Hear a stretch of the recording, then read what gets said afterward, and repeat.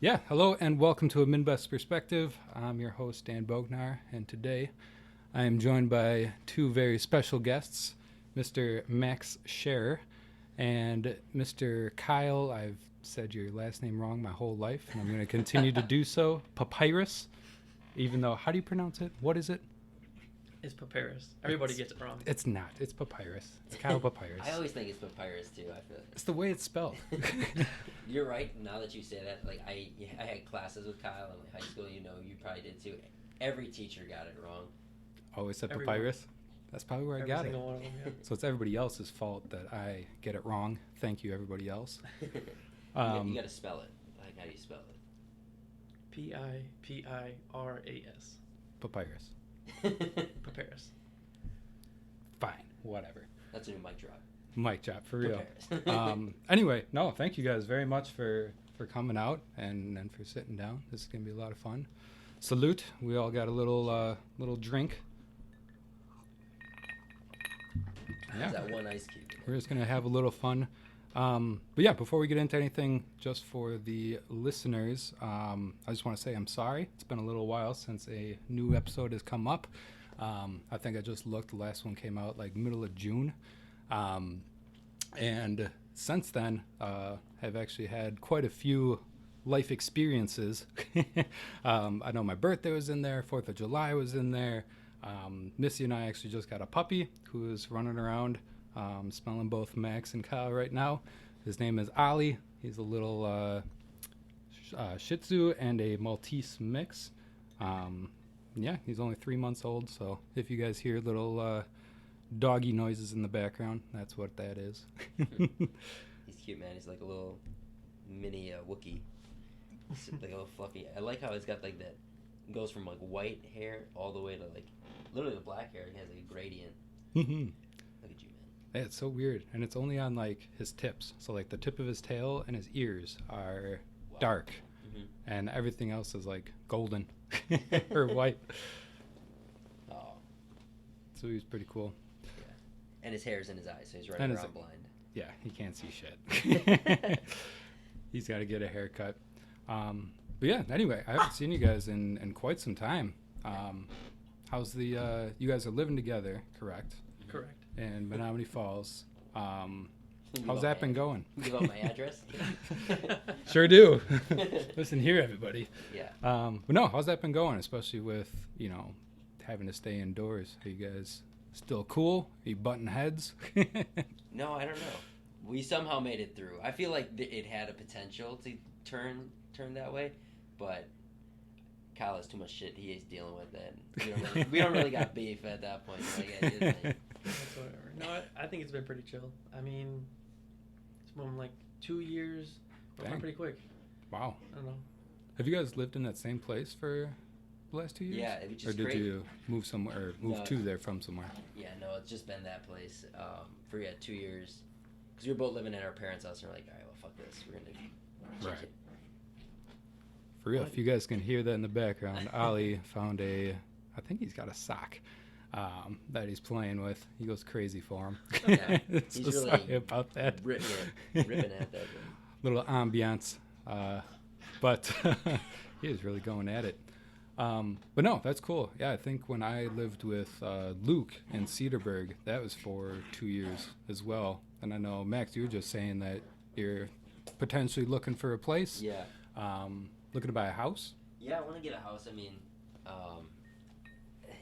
I'm done. I don't want to pay rent anymore. I'm like, I want to invest in my future.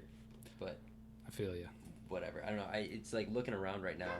I feel like there's not as many options. I wish there were more options. And anything that is for sale is like getting sold, bought up immediately. Oh, They're yeah. like, if you see something you like, put an offer down today. You got to act on it. I'm Yeah. like, I see the place on one impression. Like, let me get acclimated to it. Like, Yeah. you know how long it takes to settle down. And, like, I know what I'm looking for in certain things. Like, Right. just the space and a nice property and whatever. But they either go super fast, or they're like in a sketchy part of town, Right. or they're old as hell. Like, dude, they're just like so bad. Need all the updates. You're like, Oh, yeah. why? What's with the wallpaper and like the wood paneling everywhere? Dude, wood paneling. Oh my gosh. When me and Missy were looking, we saw a house that was literally all wood paneling on the interior. In the kitchen, in the living room, in the dining room, in the bedrooms, wood. What was the tone of the wood? Was it consistent throughout the whole place? It was consistent, yes. It was a lighter wood, but definitely still orange. It was a lot. Oh, dude, that's rough. It was a lot. And I'm pretty sure they had carpet at least to kind of give it some offset instead of all wood floors, which would have been just ridiculous. Yeah, dude.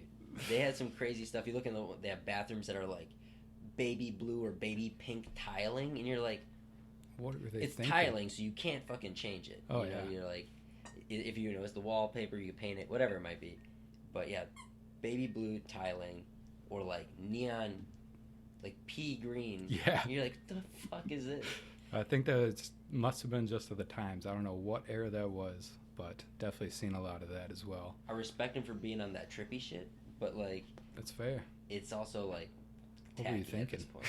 point. Yeah. True. You gotta mix it right. There's a way to do it. I feel like you could take all that ugly swag of like the old, like super old homes, put together right. You probably make something pretty cool. It's true. But That is true. But when put together wrong, and you can go very wrong very quick, not good. it's pretty rough. Got to bring it back up to speed. But no, that's awesome. Yeah, I know when Missy and I were looking for a place as well, things are getting bought up left and right. And yeah, it's one of those things where it's just like, all right, you saw it.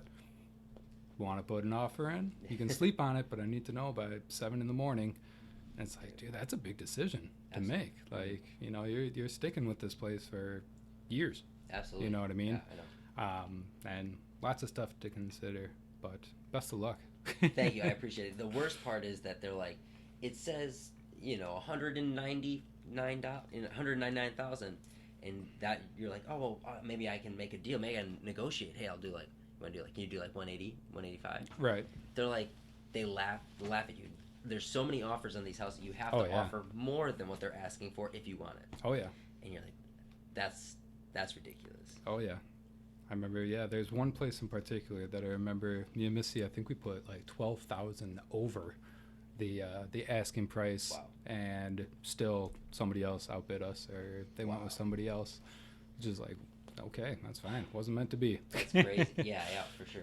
I But- feel like there's some places though you see and you know they're right. Right. Like, they're actually. You know it's a good fit Yes. Yeah. for sure. Well, that's cool. Best of luck again. Thank you. It's a lot of work, Mhm. a lot of pressure. It sucks, but once you get it and pull the trigger, it's. I'm you're excited. good. I think it'd be really cool to have my own space where I can play the music as loud as I want. I can, you know, True. do other things that I don't have to worry about Can neighbors. walk around naked and Yeah. don't have to worry about Kyle seeing you. Just kidding. So I'm coming over here knowing that, hey, we're gonna go do the podcast and talk to people. And I tell Kyle, like, when I take, you know, things, it makes me fuck it. When I take when I smoke or whatever, it makes me feel more introverted at that point. Sure. And so you're like, oh man, like, and I knew we were doing podcast talking, so I didn't want to do that, so I could be articulate. Sure. I had a coffee late in the day, so I could I know. be able to chat. I had a little coffee this afternoon as well. I was like, I gotta Dude, afternoon stay coffee. up, stay focused. Definitely a fan of the afternoon coffee. That is Early for afternoon. sure. Early You afternoon. play with fire, like if it's like between 3 and 5. True. You do that, you're like, damn, you're gonna be up all night. That is very true. Very true. I like my afternoon coffee iced. So I'll Ooh. normally make like a pot of coffee in the morning, drink it hot as I'm waking up, and then in the afternoon, anything that's left in the pot, throw it over some ice. Yeah. Maybe throw some creamer in there or something. Mix it up. Perfect. Yeah. Perfect. That sounds great. I do like the iced coffee. I feel like it hits stronger. It hits faster. I agree. I don't know if it's like, ooh, the chill. Like, they say like cold water supposedly wakes you up. My mom would always pull some shit on me, like, I was like, I want coffee or caffeine or a soda or whatever, and she's like, just drink some ice water. That'll wake you up. They say that. Shock the senses. Yeah. They're like, you know they say. I'm like, who's they? Yeah. Who's they? Where are you getting this from? She Cite always your said sources. that. Yeah, she was always saying that shit. Like, they say telling us studies, and my dad's like, oh, here we go again.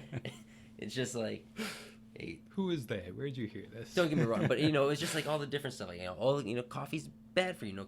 They say coffee stunts your growth, and she was right about that one. But there was, I don't know, just all you can think of it. Oh yeah. No, that's what always cracks me up, especially when you look back to like the 50s or like ads from that time. Yeah. And they're like Marlboro ads for like cigarettes, and they're healthy and delicious. And like, Yeah, right. Now you look at it and it's just like, wait a minute, no, like So bad. they I don't got know, in man. when the getting was good. Yeah. The FDA wasn't around. Seriously. Well, so I don't know. I'm into all like, I'm not gonna call it conspiracy, Sure. but recently I became fascinated with QAnon. Oh yeah. Yeah, really like the story of that. Whether it's, are you familiar with it? I am. Yes. Are you Yes. like? I am right there with you. Are you? I am fascinated as well. I see a lot of things about it, and try my best to follow it and kind Yeah. of stay up to date with all the happenings and everything like that. But yeah, it is actually a very interesting. I don't even know what you want to call it. It's almost not a movement, but like a enlightenment almost. Yeah. And just They call it something to awakening. like awakening, sure. And I guess for those of you listening that don't know what it is, Yeah. what it's like one guy, right, who has They released believe- a bunch of stuff. They say it's one guy who usually does the writing, but it's a Right. team of people. But it's okay. And they say it's pretty high level, like military generals and other intelligence people. Right. That just has some sort of. I don't want to say shit that I don't know. I couldn't even articulate everything about it. I just know how to watch it and absorb it. Right. But it's a pretty wild concept of what they have. But supposedly there's the one person that is chatting and only chats questions out on this publishing site. Mhm. It's QAnon.pub. If you go to that, then you can see all the Q posts. And it's just these cryptic posts that have questions. And I think they do the questions so they can't get busted for like libel and slander and Sure. defamation. Sure. All that, So by posing the questions, it basically, in a sense, like cues the researchers, the anonymous people and the researchers. So they are he will pose the question, and then people will look up whatever he's asking about. And so Okay, sorry. Oh, it's you're like, good. do you need, here, I got you. Drink some of that, make it feel better. Mhm. So, yeah, he does all that, which is pretty wild, and I don't really know how far to go in with it. But I guess, what do you do for like research? Who do you follow? Is there anybody you recommend? Not off the top of my head that I'd have to look them up, but no, definitely on the website, obviously. And I actually know quite a few people that are even in like our immediate friend group that Really? go all out and post about it, Really? and like are always questioning stuff. Gator Cernick, Alex Cernick is definitely one of them. Yeah, for sure. But I mean, at the end of the day, the way that I see it is this enlightenment, so to speak, is just like making sure people are actually like questioning everything. Yeah. Like, don't just believe what CBS or Fox is putting on the news and what reporters are telling you. Like, do your own research, dig into things, realize where information comes from. That's kind of the biggest thing that I've pulled from it. Yeah. Especially with like major broadcasting and like who owns the networks. Absolutely. It's unbelievable. Especially when you look at, Disney, Yeah. who owns literally everything. So much. And unfortunately, and I really hate to say it, but the more that you dig into these things, the more it's eye-opening and pretty jarring, some of the like not good stuff that's going on. Yeah, Like, it's crazy. There's a lot that you find out like, oh, they covered that whole thing up. They just swept that under the table. They like it's hard to explain and to give like specific examples, so to speak. But yeah, it's definitely, eye-opening for Yeah. sure, and it's definitely changed the way that I've thought and the way that I've seen and absorbed information. I feel like dude, fuck. I've been thinking about what I was gonna say, and then I just, of course. The thing that I hate most about this time in just our life is whatever is the censorship. Yeah. We're told one story, we don't get to make up our own minds. That's all I want to do is just be able to hear both sides without censorship and see.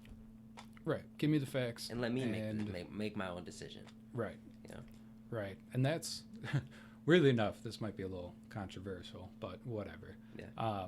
This morning, actually, I just saw I think it was Ben Shapiro, which for those of you who know Ben Shapiro, and whether you like him or not, what I do like about him is that he does question everything, and he's like, give me the facts, and I'm going to tell you what my thoughts are on the facts. I don't want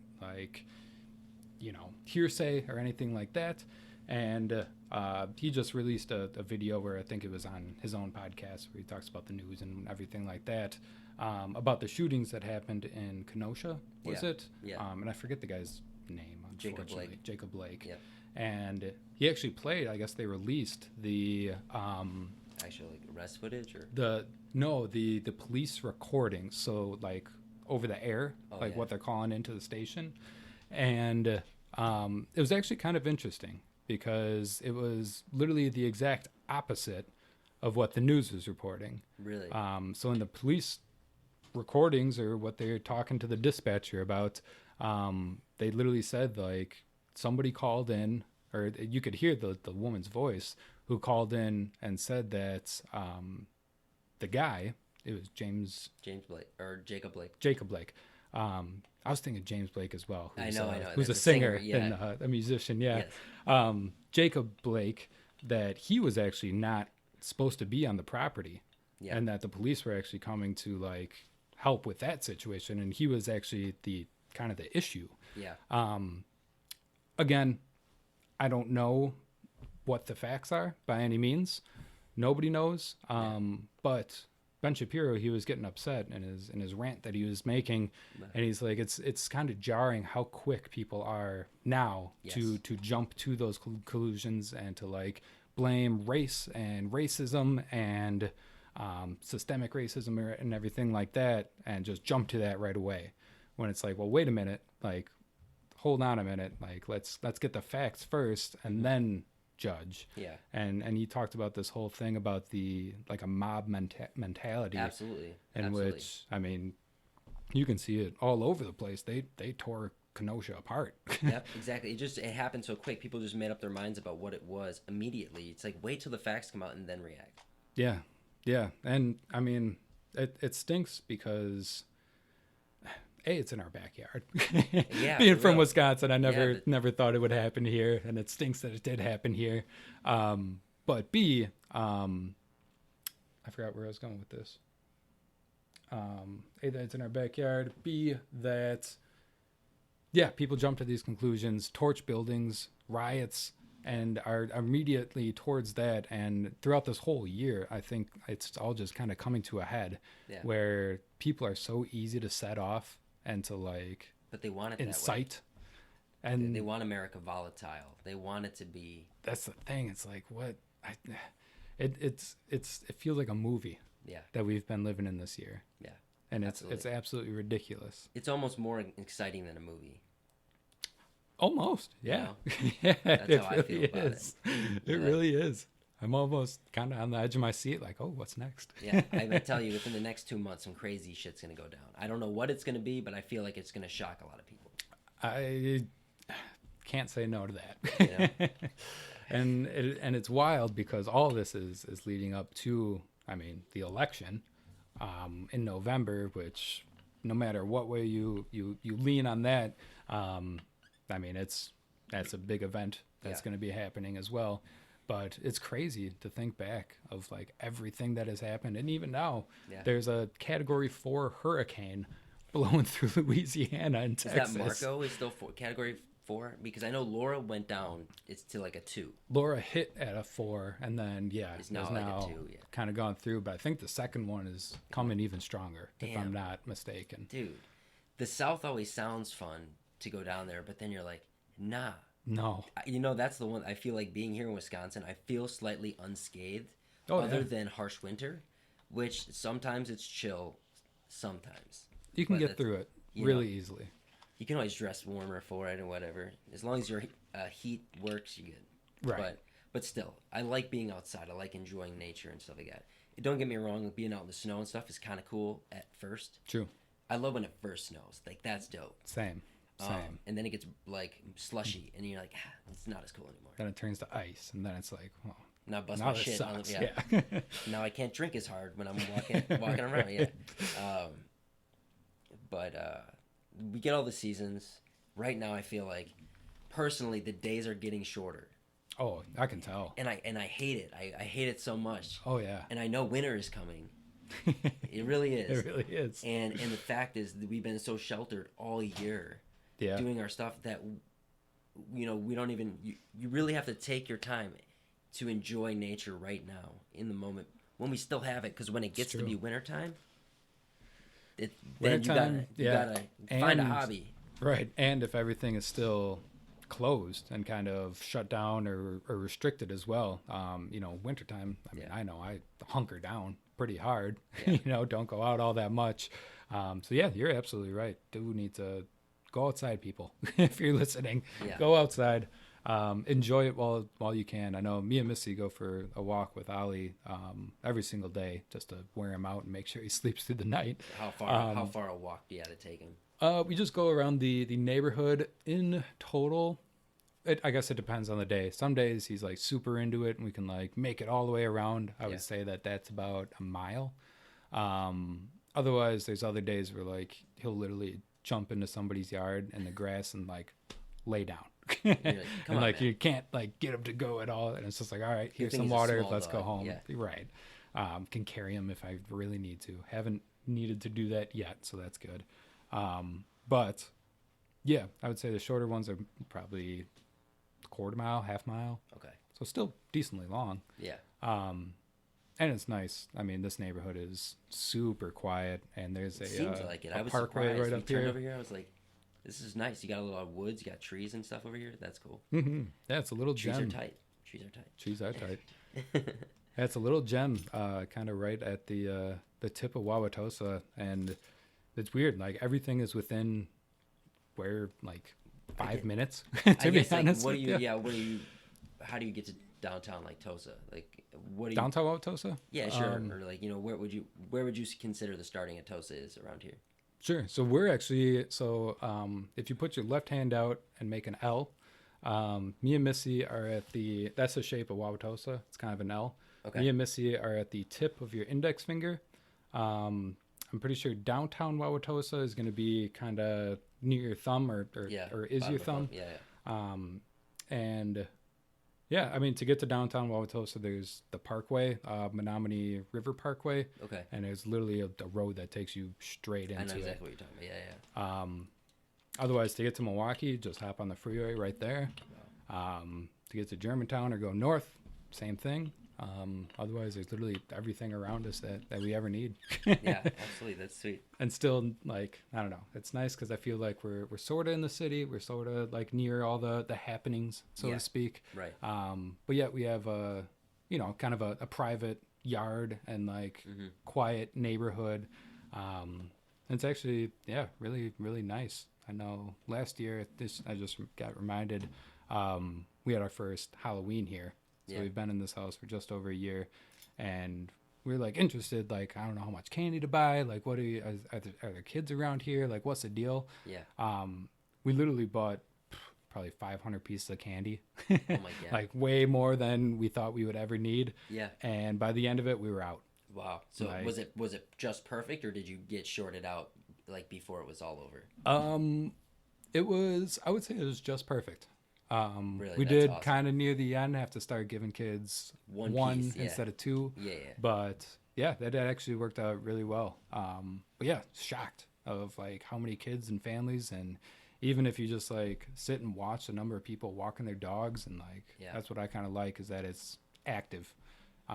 You know, there's people around. It's not like people just sticking in their houses. Yeah. Wow. Which is nice. Man, it's sweet. I want to look for Tosa area. That's kind of like the area I want to go.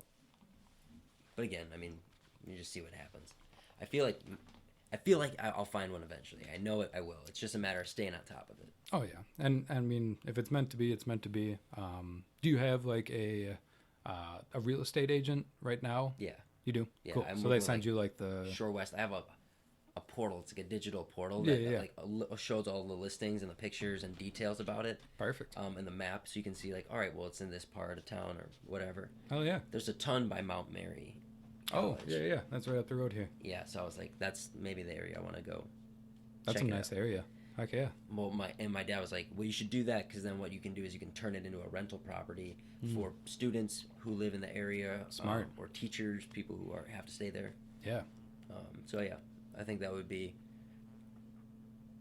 That's cool. Yeah. Kyle, on the other hand, he doesn't want to live. He would move in with me, which would help on mortgage payments. Sure. But he doesn't want to live like south, like of Milwaukee. He wants to go to Jackson or go. Really? Yeah, and I'm like, there's no fucking. There's properties. nothing out there. There's nothing to sell, and all this shit stuff is like, yeah, old and just sketch. Old, yeah, and I know. So Missy works at Freighter. I obviously work at Delta Defense with you. Yeah. Which is out in West Bend. I know I've been remote this whole time. I'm not sure if you've gone in the office or not. When did you start going like full remote? March. Right away. Oh yeah. You're like, I do not need to be here. My boss, shout out Kyle Fry, was like, yeah, you guys take all your stuff and don't come back until you want to. Yeah.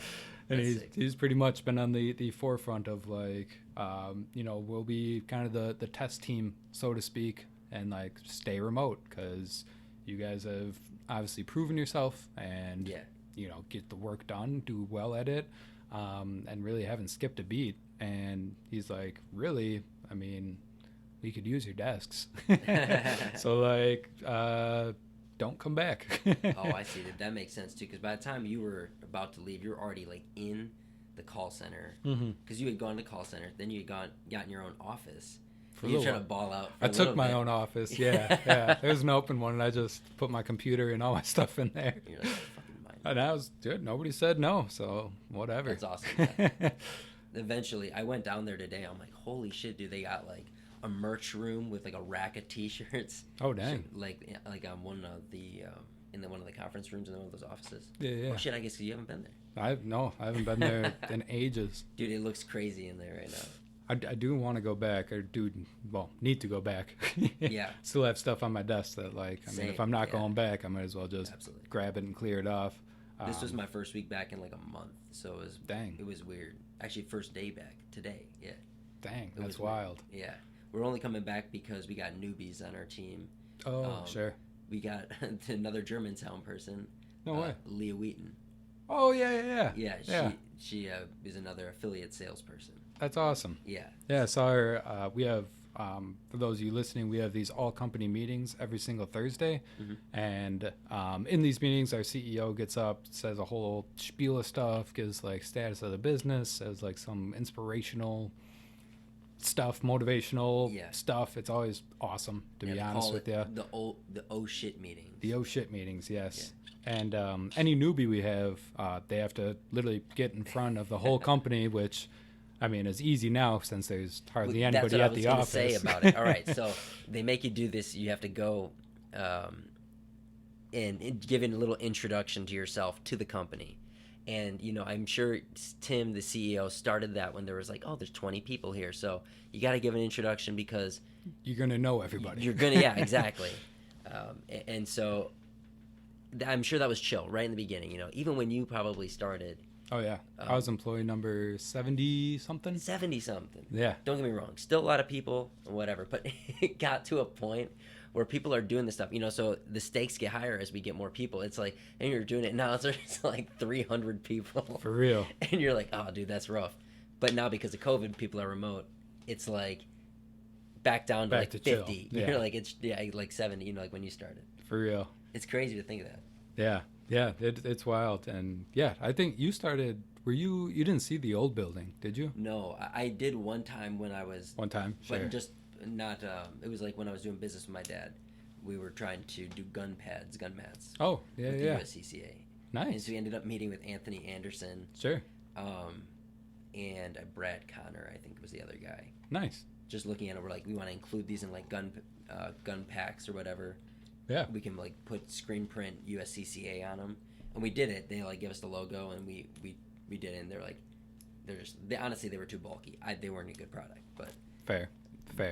But it was like it was kind of cool. That's wild, yeah. That you kind of had that connection before even and then having the connection. Yeah, because I there. knew that you had I knew you worked there, and then Kyle said he got a job there, and then I was like, all right, man, I check it out because it's kind of like an entrepreneurial company, in a sense. You know, it's a very fast growing company.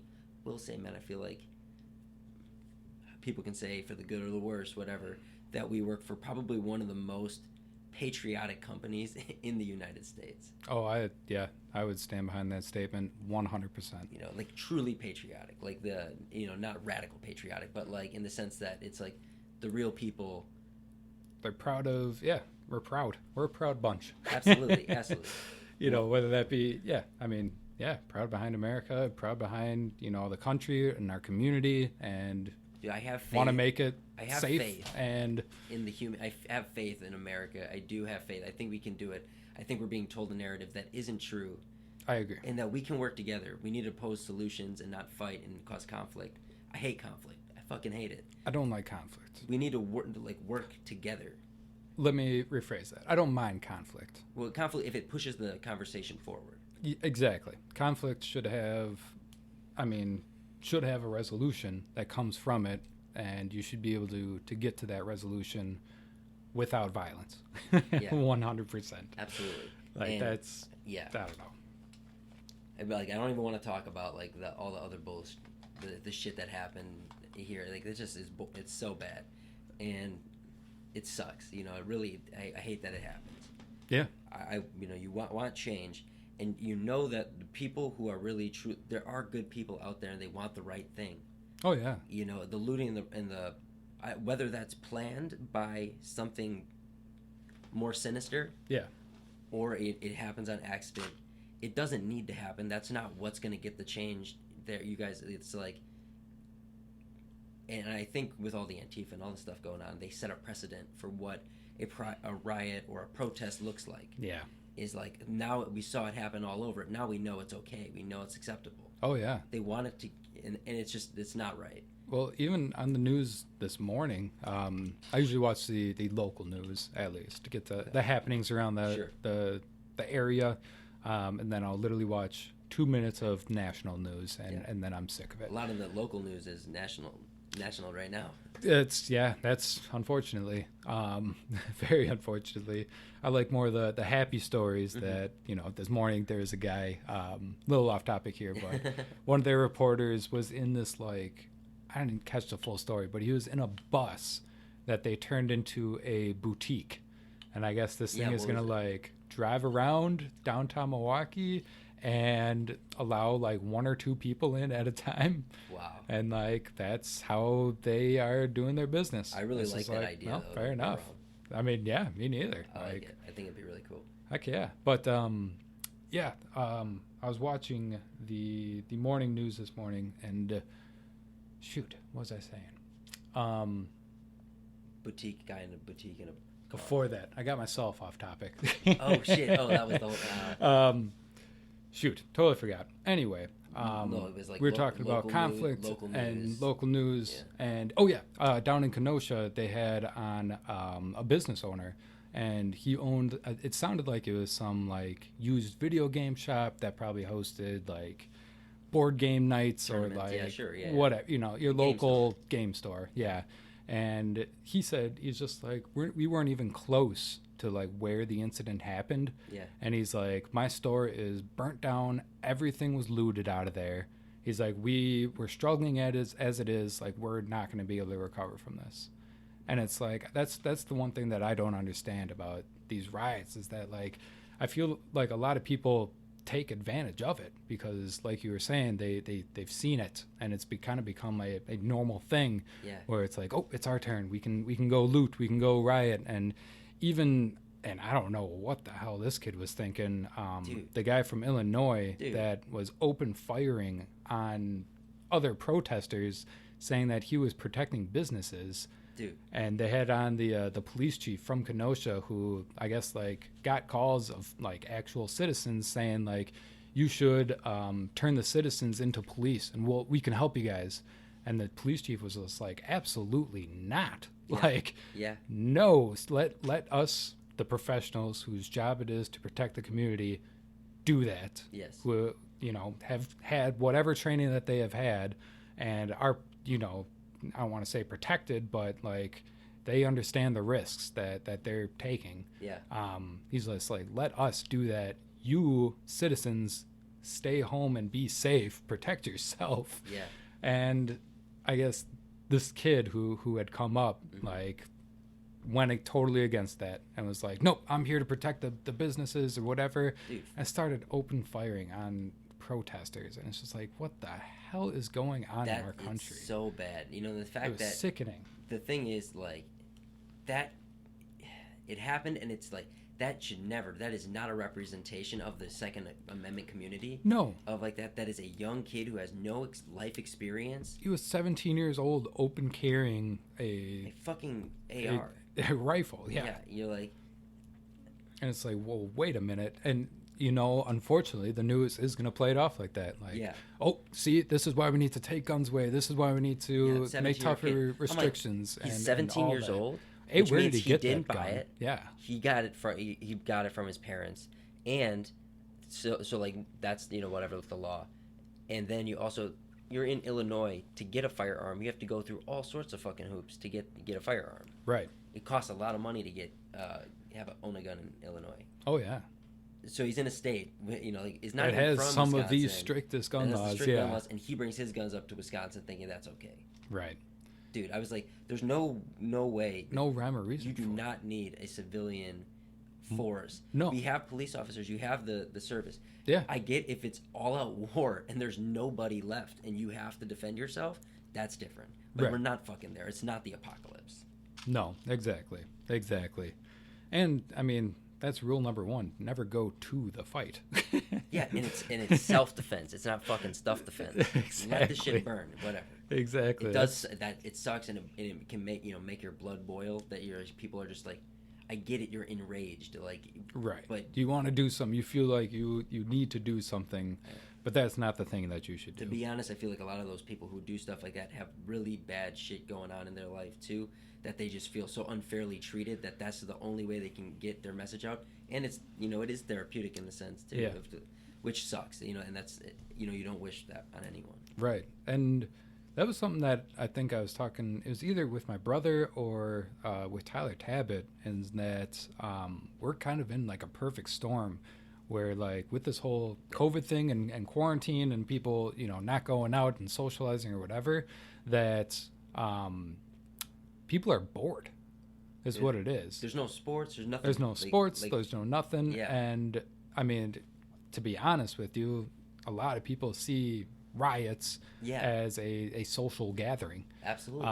And I do want to make a distinction between, riots and peaceful protests. Yes. I do believe that protests and peaceful protests are powerful. That's literally the people going to the government saying, we need change, we demand change. And what really it upsets me is that, and I hate to say this, but after the whole George Floyd thing, there was, sweeping reform of police, and it was almost immediate, of laws being passed, of communities, investing in body cameras for their officers, and like making those changes that the people were demanding. And then something like this happens in Kenosha, and I feel like it just kind of sets things back from where they were headed, and we're back to square one again. And it feels like it's Milwaukee, but it's different. But Wisconsin just as a state is like, you want to say it's not that bad, but it is. It really is that bad. It's, There's places that are worse. That is for sure. However, it's bad. Yeah. It really is. It's more to the segregation than anything. That's really shitty. Right. Right. I don't even want to go there, but you know, it's just like it's unfortunate, and this doesn't help paint a better image. I have hope that we can become one day, a place we can be proud about. Oh yeah. And honestly, I do feel like strides are being made towards that. But again, it's stuff like this that just set us back and divide people, and I don't know. It just stinks. Yeah. It does. Yeah. It really does. And to be honest, it's wild that it's happening in our lifetime, and that a lot of this is happening in 1 year. Dude, the fate of the world. That's what it feels like. It feels like this is gonna change shit for the world, no matter what way it goes. Oh yeah. I was talking to I think it was Luke Miller about this, and it's like it's gonna be crazy to be old and look back like I survived 2020. We had a brief depression and all this stuff happened. We had a pandemic. And dude, I can't wait to end of the year. Everyone's gonna, like everyone does the end of the year New Year's recap, like of the year. It is going to be the most funny, probably middle finger, or it's gonna be really serious because it's like really fucked up at that point. True. We'll see, but I think it'll be really funny. It'll be like the worst year ever on record. Oh my gosh. And you just be like, how much shit, and it's just gonna be a montage of like, this tragedy happened, tragedy. Oh yeah. Natural disaster, celebrity death, natural, like all this stuff, like, or like whatever it is. Lots of celebrity deaths too. 2019 we thought was bad, and now it's like it's still a lot of people dying. Oh yeah. And I don't know. It's been a year, but honestly,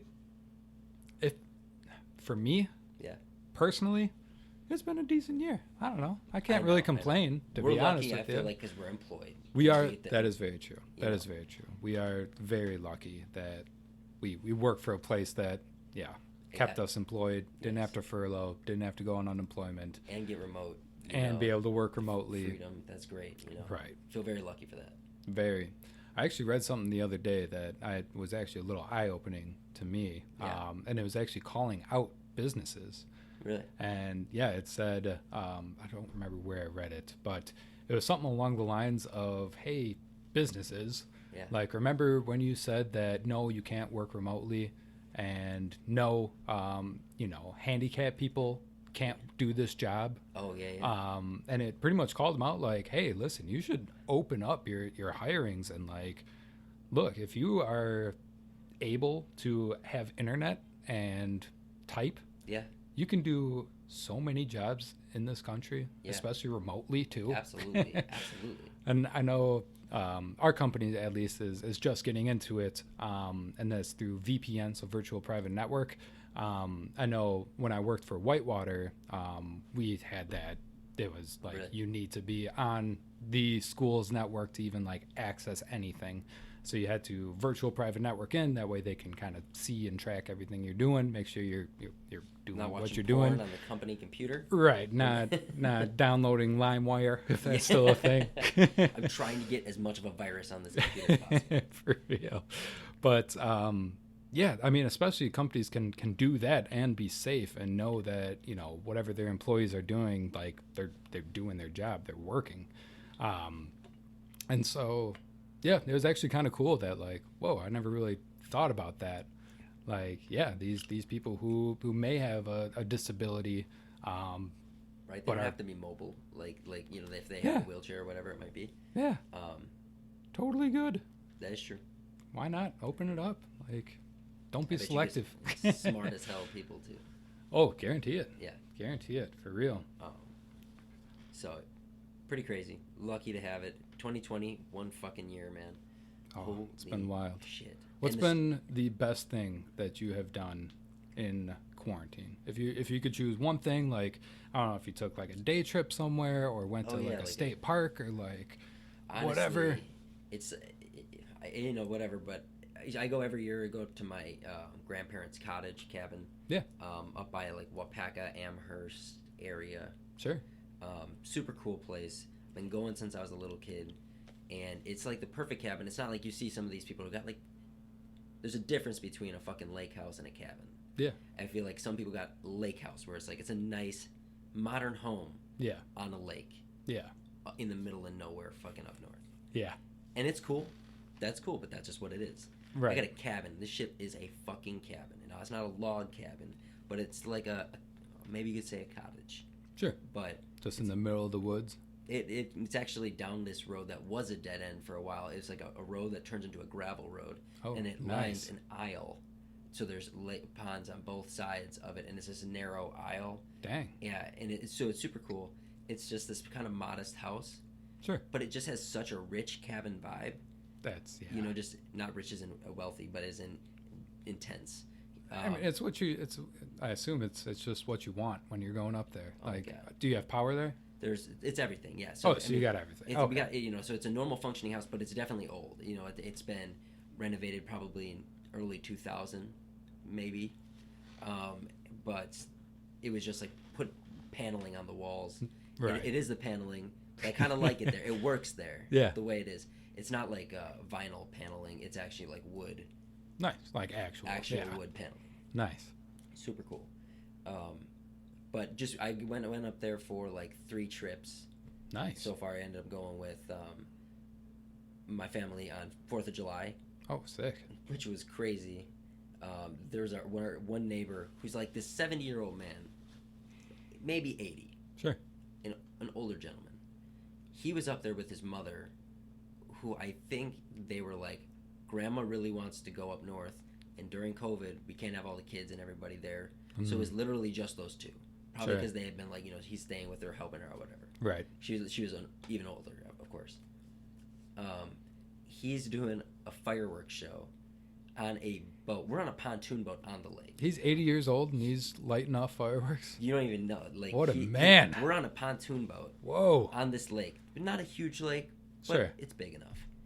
And he's on this, like, it's not quite a fishing boat. It's a fishing boat. Okay. But it's a little bit more reinforced.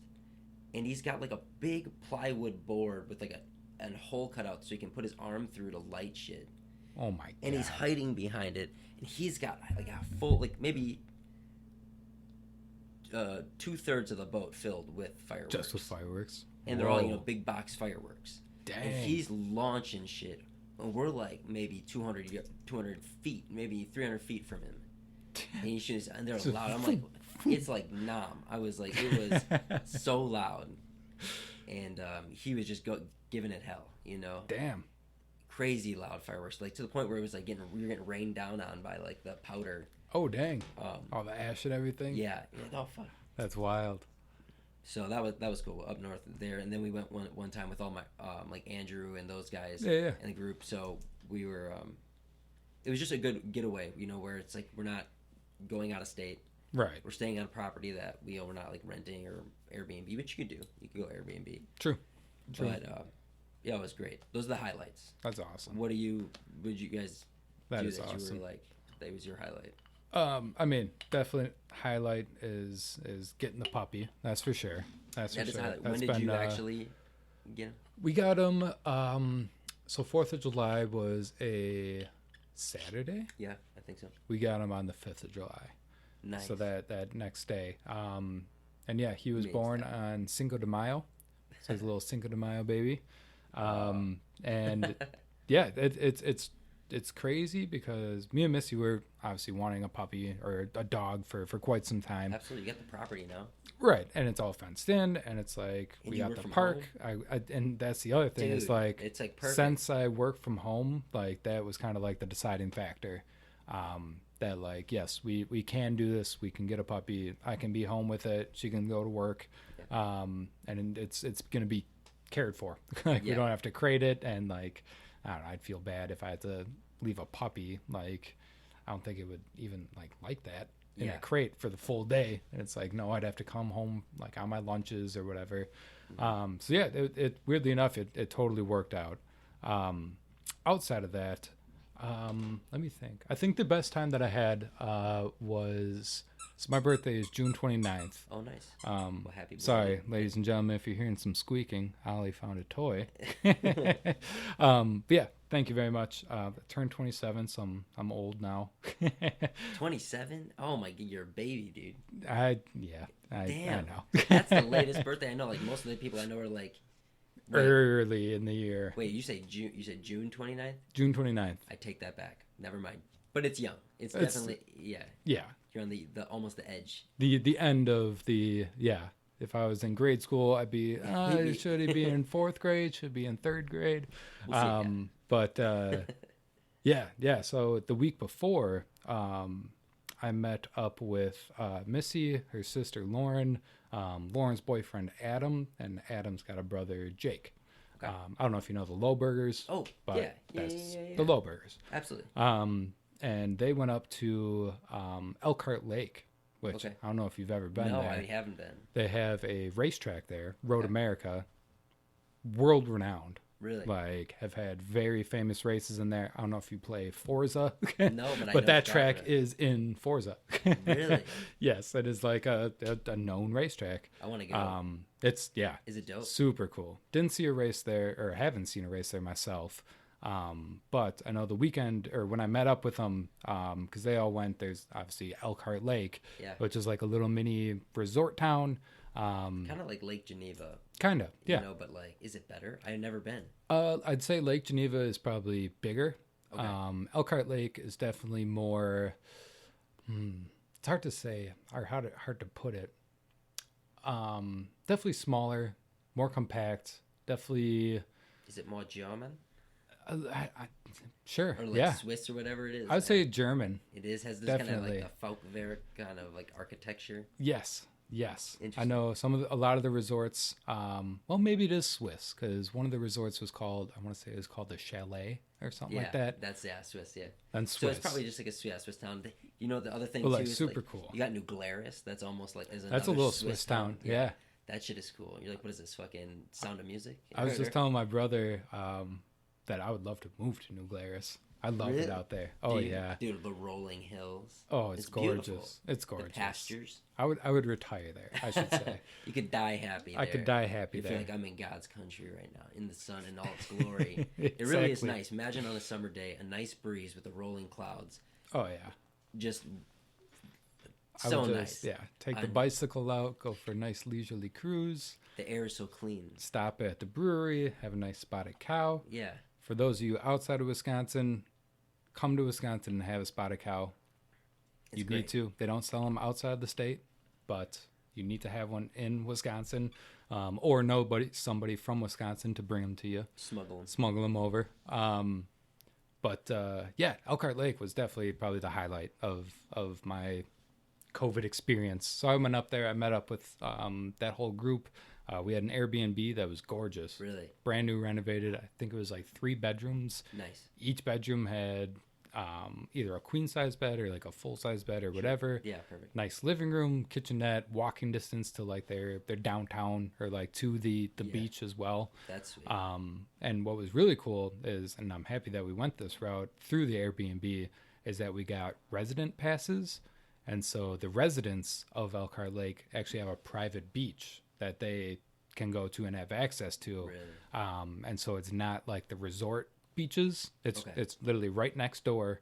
Okay. And we literally like walked from our beach to their beach and like got drinks and like whatever at their That's little chill. tiki bar Yeah, and that's sick. walked right back where there was like less people and like we had the space to like sprawl out. Because you're at the resort. Whereas the resort was all Right. like sand chairs or like beach chairs, like all dude. line the whole thing. Like Lame. ours was more like Chill. kind of like a park and like ease into the beach and like That's way not chilly. as many people. Oh yeah, it was way nicer. That's cool. But yeah, that was a lot of fun. So we did that. We went to a supper club up there, Dude. which I'm a huge fan of supper clubs. Absolutely. Dude. Had some awesome dinner. Yeah. And then yeah, just kind of really enjoyed Elkhart Lake, the little city, and just hanging out with that group of friends. It was awesome. That's super cool. That sounds amazing. I'm so happy you said that because now I know I can go do something like that. And the I wild should. thing I should do it in the is fall, man. Like when it's kind of the leaves are changing. that's not a bad idea. How far is it?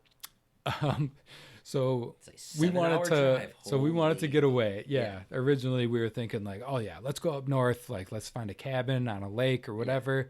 And found this place in Elkhart Lake, and we're like, oh, there's a bunch of stuff to do there. Yeah.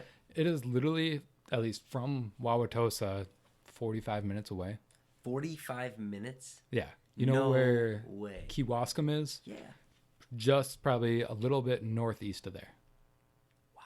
Like not far at all. I remember I actually worked on Friday a full day, and then was like gonna go meet up with him. I was like, yeah, I'll come up, I'll meet you guys for dinner, whatever, fully expecting it to be like a 2-hour ride. Yeah. And like, yeah, typed it in my GPS, and I was like, wait a minute, what? Like, this can't be right. Yeah. I was literally there by 5:30. I worked until 4:30, and like, I was like, so I guess we can go to dinner now, or I mean, if you guys want to wait a little bit, Oh my like God. whatever.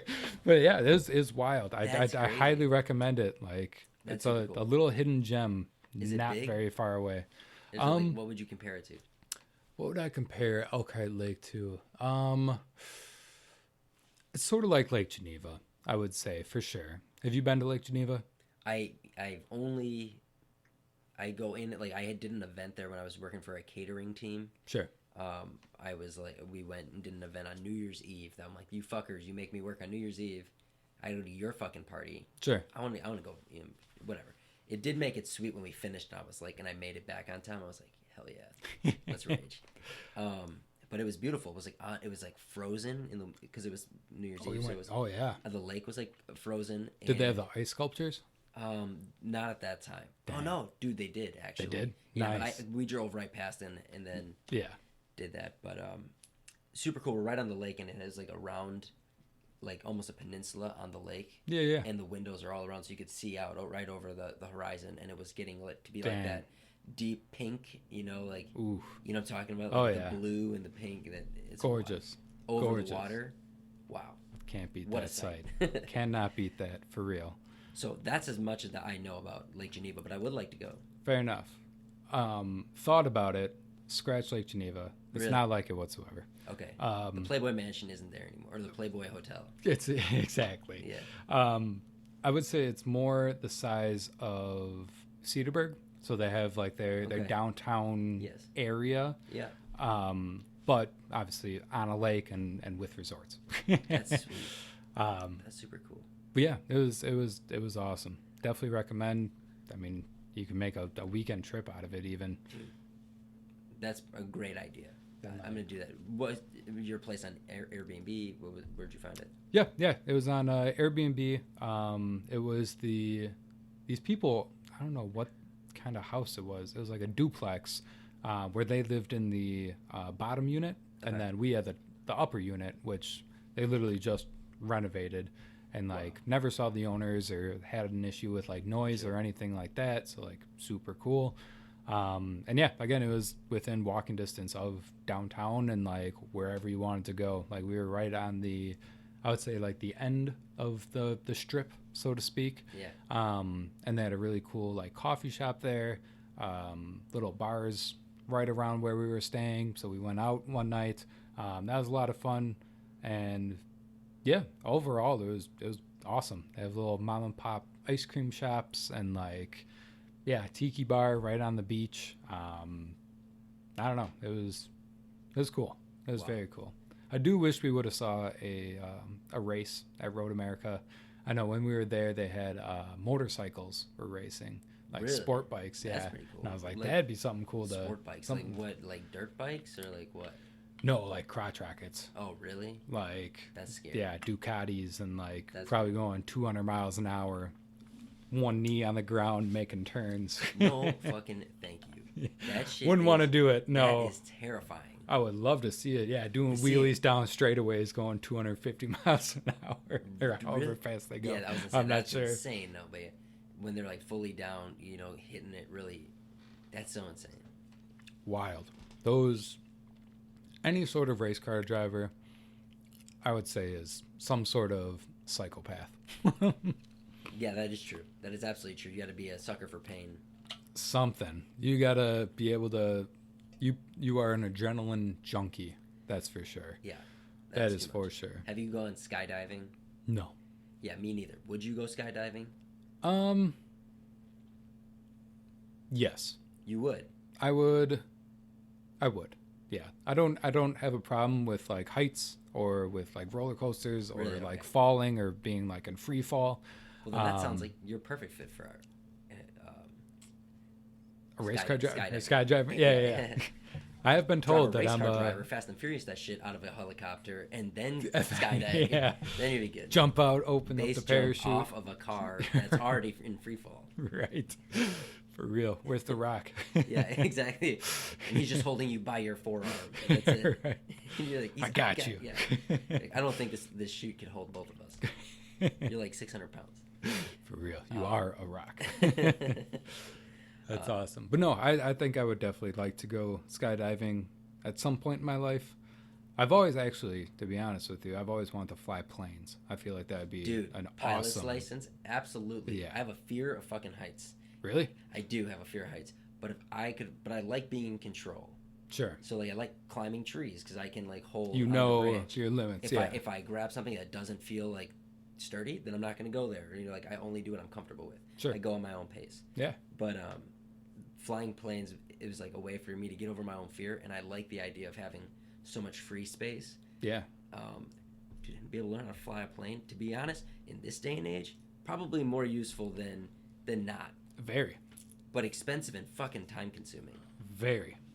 Yeah, I know. So I went to Whitewater for college, and I don't know if you've ever been to Whitewater, Yeah. but surrounded by farm fields. Yep.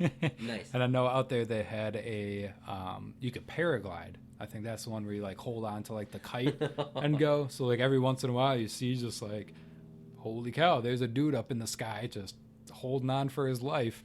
Like the ones like the where you run up and Yeah. it's like the paper airplane kind of thing. Yeah. Dude, what, yeah, paraglide you said? Yeah.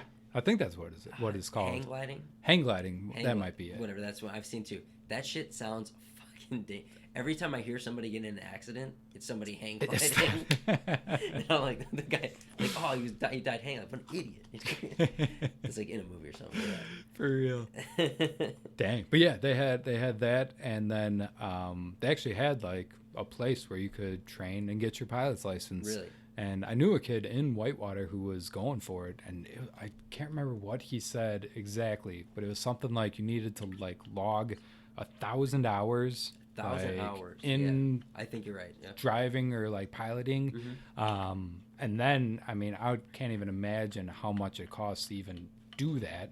Yes. To like buy the insurance and like to go for every single session. Yeah. And I mean, if you think about it, like how much are you flying in one session?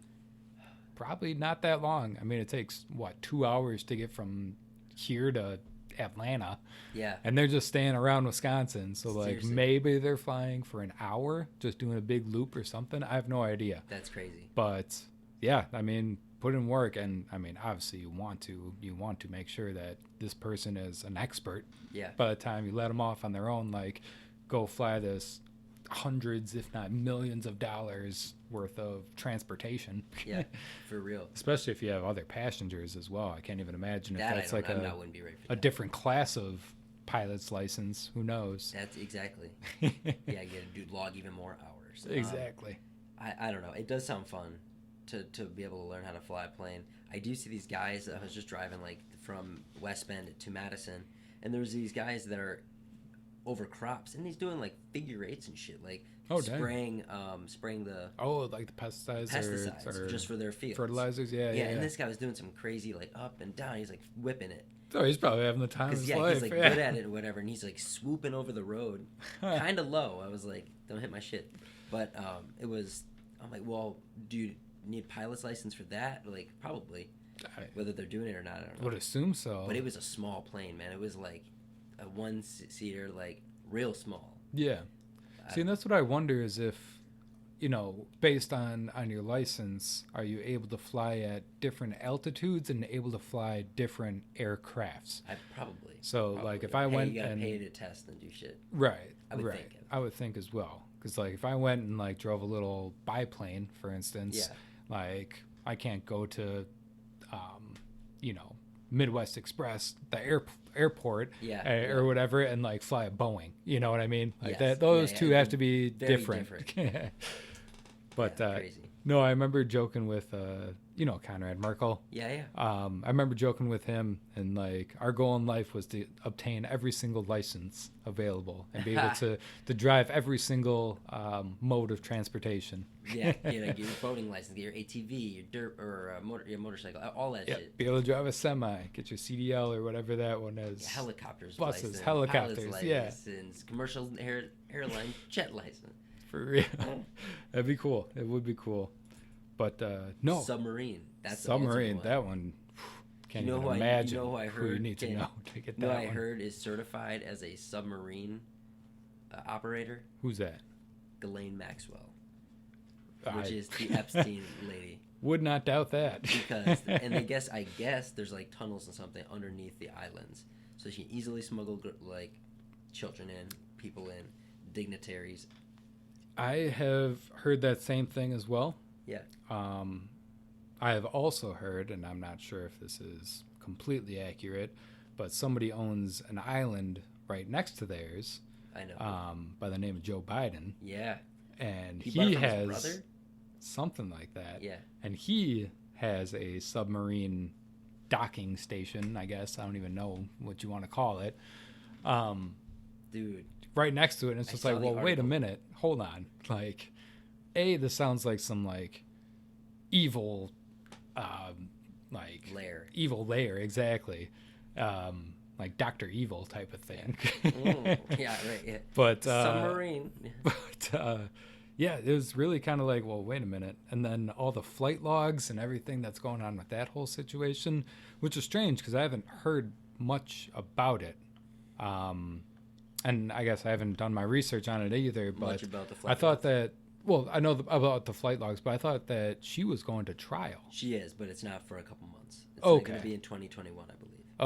Okay. So it's still to come. That would make Yeah. sense. Do you think she's going to make it? You want to put money on it? Are you saying that she's going to live to see a trial? Yeah. Or Yeah, exactly. Honestly, I think it's 75% Maybe. chance she won't make it. those 75%. are decent odds. Yeah. Those are decent odds. I would have to agree with those odds. The only reason where I could see that she would make it is if she really did make some sort of deal with the CIA or the FBI and like Yeah. is just ratting everybody out and like is in witness protection and like Yeah. protecting her own ass, but calling out a bunch of other people, I bet. which would be interesting. But that whole situation is very intriguing to me because it's really going to be eye-opening to see who is able to sweep it under the rug. Yes. Yeah. Because those flight logs contain a lot of names of a lot of very prolific people. It does. But it's like the other thing I can say is that not one. I don't necessarily. It's hard to believe that they're all there for the same thing. Right. Like that. That's going to be the real case. Is like, okay, you have all these logs, but what did they really do at the time? Unless you have documentation of what was done on the island Right. through witness accounts and if you have footage, which they probably do. Oh yeah. They have to have it. That's what they use probably. My thought is to blackmail people. They do shit there to blackmail people. I mean, in all honesty, who the hell is Jeffrey Epstein? What has he done? Is he an investment broker? What He what manages what does people's he money. what does he do? He manages people money, Yeah. and he blackmails people. Yeah, exactly. Into, hey, we can fulfill your deepest fantasies, so to speak. Yeah. But we're gonna record you doing it, and when we want to make it come to light, you are going to do what we tell you to do. Yeah. Which is wild. It's absolutely wild. That is insane. It's literally an evil genius, almost. I Yeah, hate to call yeah. him a genius It because is. like it's disgusting They what say he's what a he did. prolific, yeah, pedophile, prolific. Yeah. But like, I don't know. I really do hope that there is some sort of justice that is served Yeah. there to whomever. Yes.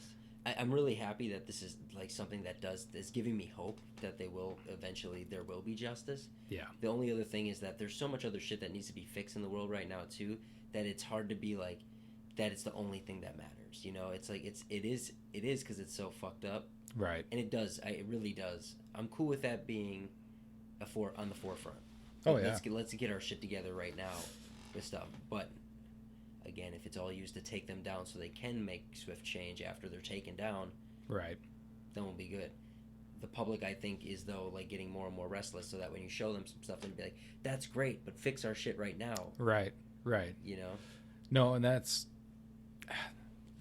a wild, we'll call it a conspiracy theory, but like all these, we'll call them distractions that are happening, seem to be. You actually kind of wonder if that is what they are, is distractions from the Jeffrey Epstein or the pedophilia that's going on in our world. That is, I don't know, it makes me disgusted. Absolutely, man, absolutely. And like I don't even have a kid, but some of the things that I've seen and or heard, and even for instance, I mean, you've seen Tom Hanks, who recently became a citizen of Greece out of nowhere. Did you see why he might have done that? So no. So supposedly, Greece, because he was on those flight logs, and he may have seen, he knows what's coming. So he became a citizen of Greece, which kind of seems like out of the blue, out of nowhere. But Greece sees pedophilia as a medical condition, and is like a psychological condition. And so they treat it as such. Like, all you have to do is go to therapy for it. Yeah. They don't, it's not like criminalized. Like in our justice system, like you're going to jail if you're found with, you're touching little kids. Yeah. Like you're going to jail, and guess what? You're probably getting raped in jail. Yeah. But right, yeah. That's what you deserve. Yeah. Absolutely. Whereas in Greece, complete opposite. They treat it as a medical condition, and treat it as like it's just a psychological thing. Like you need to go to therapy and meet with a counselor 2 times a week. Wow. And so now he falls under their justice system because now he can't be extradited back to the States. Yeah, he's a citizen of Greece. Don't worry, somebody's gonna off that fuck. I'm sorry, that's a little harsh, but fuck Tom Hanks if he's on some shit. Dude, 100%. As much as I enjoy his acting and like the movies that he's in, if you're touching little kids or if you're involved with that, you're dead to me. Absolutely. Like, absolutely. Again, you're lucky. Yeah. And that's me without a child of my own. I can't feel like. That's a cause worth I have fighting a little for. dog, but like that's not a. That's a cause. Yeah, that's a cause worth fighting for. Oh, 100%, 100%. And I can't even imagine, when I do have kids, the feeling of protection that I'm gonna have towards them. Yeah. And like, that's where Delta Defense came from. Yeah. to bring it all back. I know. Yeah, you didn't used to feel that way. Now but like, that's really how it became what it is. As like our CEO Tim Schmidt realized after he like had a family, holy shit, this is my family. I need to protect them. By all means, yeah. And so he started Delta Defense, and so be it. But regardless, I don't know. It's I want that one thing should be on the forefront. Racism is bad. Don't get me wrong. Yeah, but saving the children. But save the children, 100%. Absolutely. And the thing is, it's so much. I feel like we're getting to them, which is why the shit is getting worse. Yeah. And like they're attacking, and you think about that, and you attack a beast or you attack anything, the closer you get to the core and its true in vulnerabilities, the more it's gonna fight back. Right. And that's what we're seeing now, causing such chaos, such distraction from what's really at hand. This just is all too coincidental to be not organized. It's put into play by other people. It feels like there's something's going on. Something's going to come to a head. Yeah, I got to piss so bad. Oh, man. All right, we're back. bathroom breaks over. Oh my god, it was so good to go to the bathroom. I literally couldn't think straight. Just trying to keep the conversation going. I'm like, why? I could have just said, it.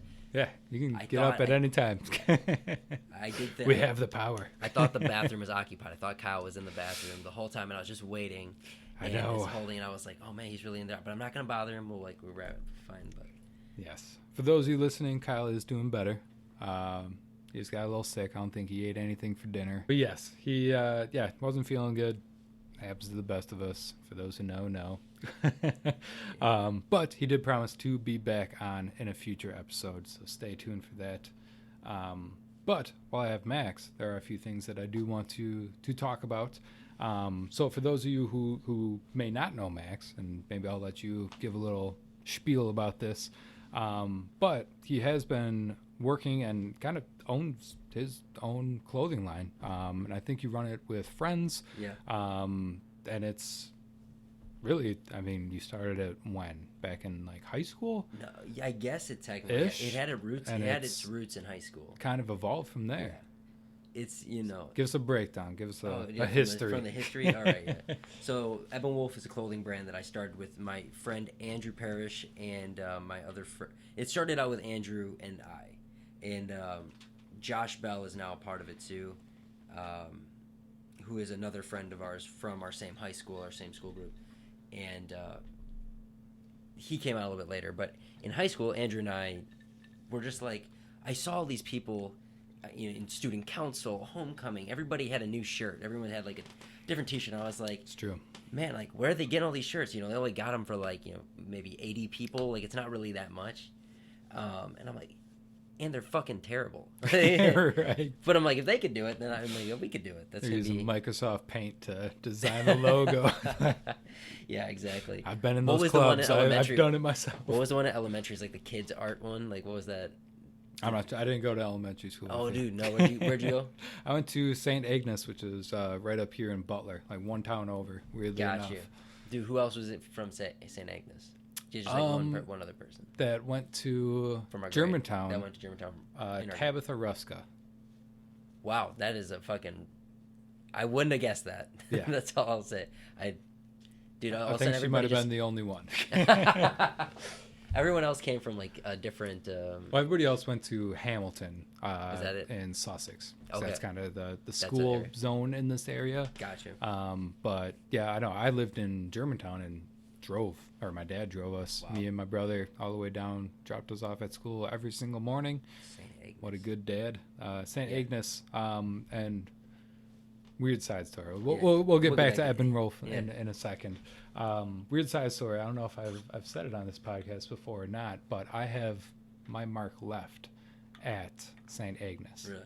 I have a mark at St. Agnes, and select few people know about it. Okay. It's kind of like a geocache, I would say. Yeah. Except like, not really. There's It's just like a thing there's that no destination. it is a thing that I did at that school that you can still see to this day. And I'm going to tell you about it after the podcast. Sorry for all you listeners. You're not going to be able to know what it is. All right. Max, I will tell you what it is Hell yeah. after this. And I mean, if you want to go and see it anytime, St. Agnes. it's there. Yeah. It's there. I'm excited. All right. Anyway, back to Evan Wolf. Okay. So we had started this in high school. We saw all these people making shirts, and so like, yeah, we can do this. Andrew's father is a world-renowned fine artist, which not many people know. I did not know that. Amazing art. Wow. So look it up. Parrish Fine Art, and that's Parrish Fine Art. I'm gonna look it up right now. It's really amazing. He's super talented, and we had this idea. I had an idea design for a T-shirt, and at the time they were having like a bunch of like stuff coming out about like invisible children and African child soldiers. Yeah. And so we had like invisible children come to the school, and we were doing all this stuff, and we're like, what if we make a shirt that we could do it, and we donate like the profits to invisible children. And so we ended up getting like manila folders. We had this design, and it was like a tree with a peace sign, and it said Elevate, and that was gonna be our original brand, Elevate. And so Andrew and I, dude, remember that. Yeah, I dude, think yeah. I actually have one of those shirts. Dude, yeah. All right, sweet. Yes. I do hear from people. I totally forgot Dude, about that. I do hear Wow. from people that say like, "Oh, do I still have that shirt?" I And I'm probably like, do as well. At my parents' house, I have a whole drawer of just like That's T-shirts from different organizations or like whatever. That's yeah. awesome, yeah. Because I know like there's another girl we know, Angela Ewitz, and she's like, I still wear that shirt to the gym. I was like, that That's was wild. like almost 10 years ago. Seriously. Yeah, I mean, we graduated in 2011? Yeah, it's 2020. Yeah. insane. That's wild. So crazy. So what we did, Andrew and I, we just got Manila. We had like a grid and like a Manila folder with like pictures of like what the designs of the shirts were. We're going around taking orders from people. They had to pay us up front, cash up front. So that means they had to trust us, which I guess I give kids the ball, like to have the balls to do that, which is. I mean, yeah, and I don't remember what you guys sold the T-shirts for. I would assume probably They were like $15, $20 I think maybe. I think they were even cheaper than that. Or I think even they cheaper, were like yeah. $12 maybe. They were like $12 and it went up to like $17 if you wanted to get a custom colorway. Ooh, Yeah. okay. So the way that we did it, you could get like whatever shirt, like what color we have these color shirts, and like, oh, can you do like a different ink? And the guy, you just end up paying more for the cost for those shirts because you're doing a smaller run. Oh, yeah. But it's all a single screen shirt, so it was like pretty easy to do that. True.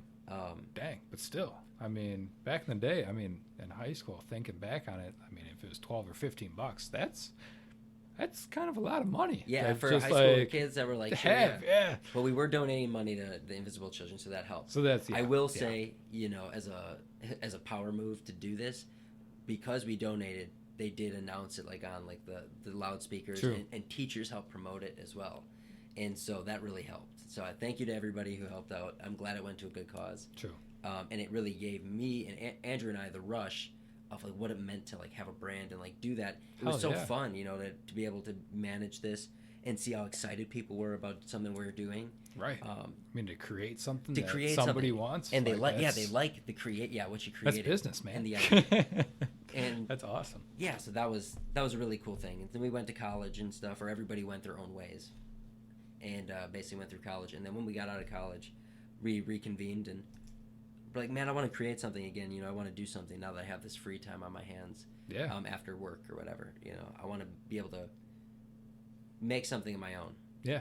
And Andrew and I have always been really good to bounce stuff off of each other. He was like my hype man for when I did rap, when I was a rapper. Sure. That's a whole different thing. But he is always there, and we're always just really good at spitting ideas back and forth, and he kind of helps. I feel like I have some wild ideas, he has some wild ideas, and we help kind of shape them so they work.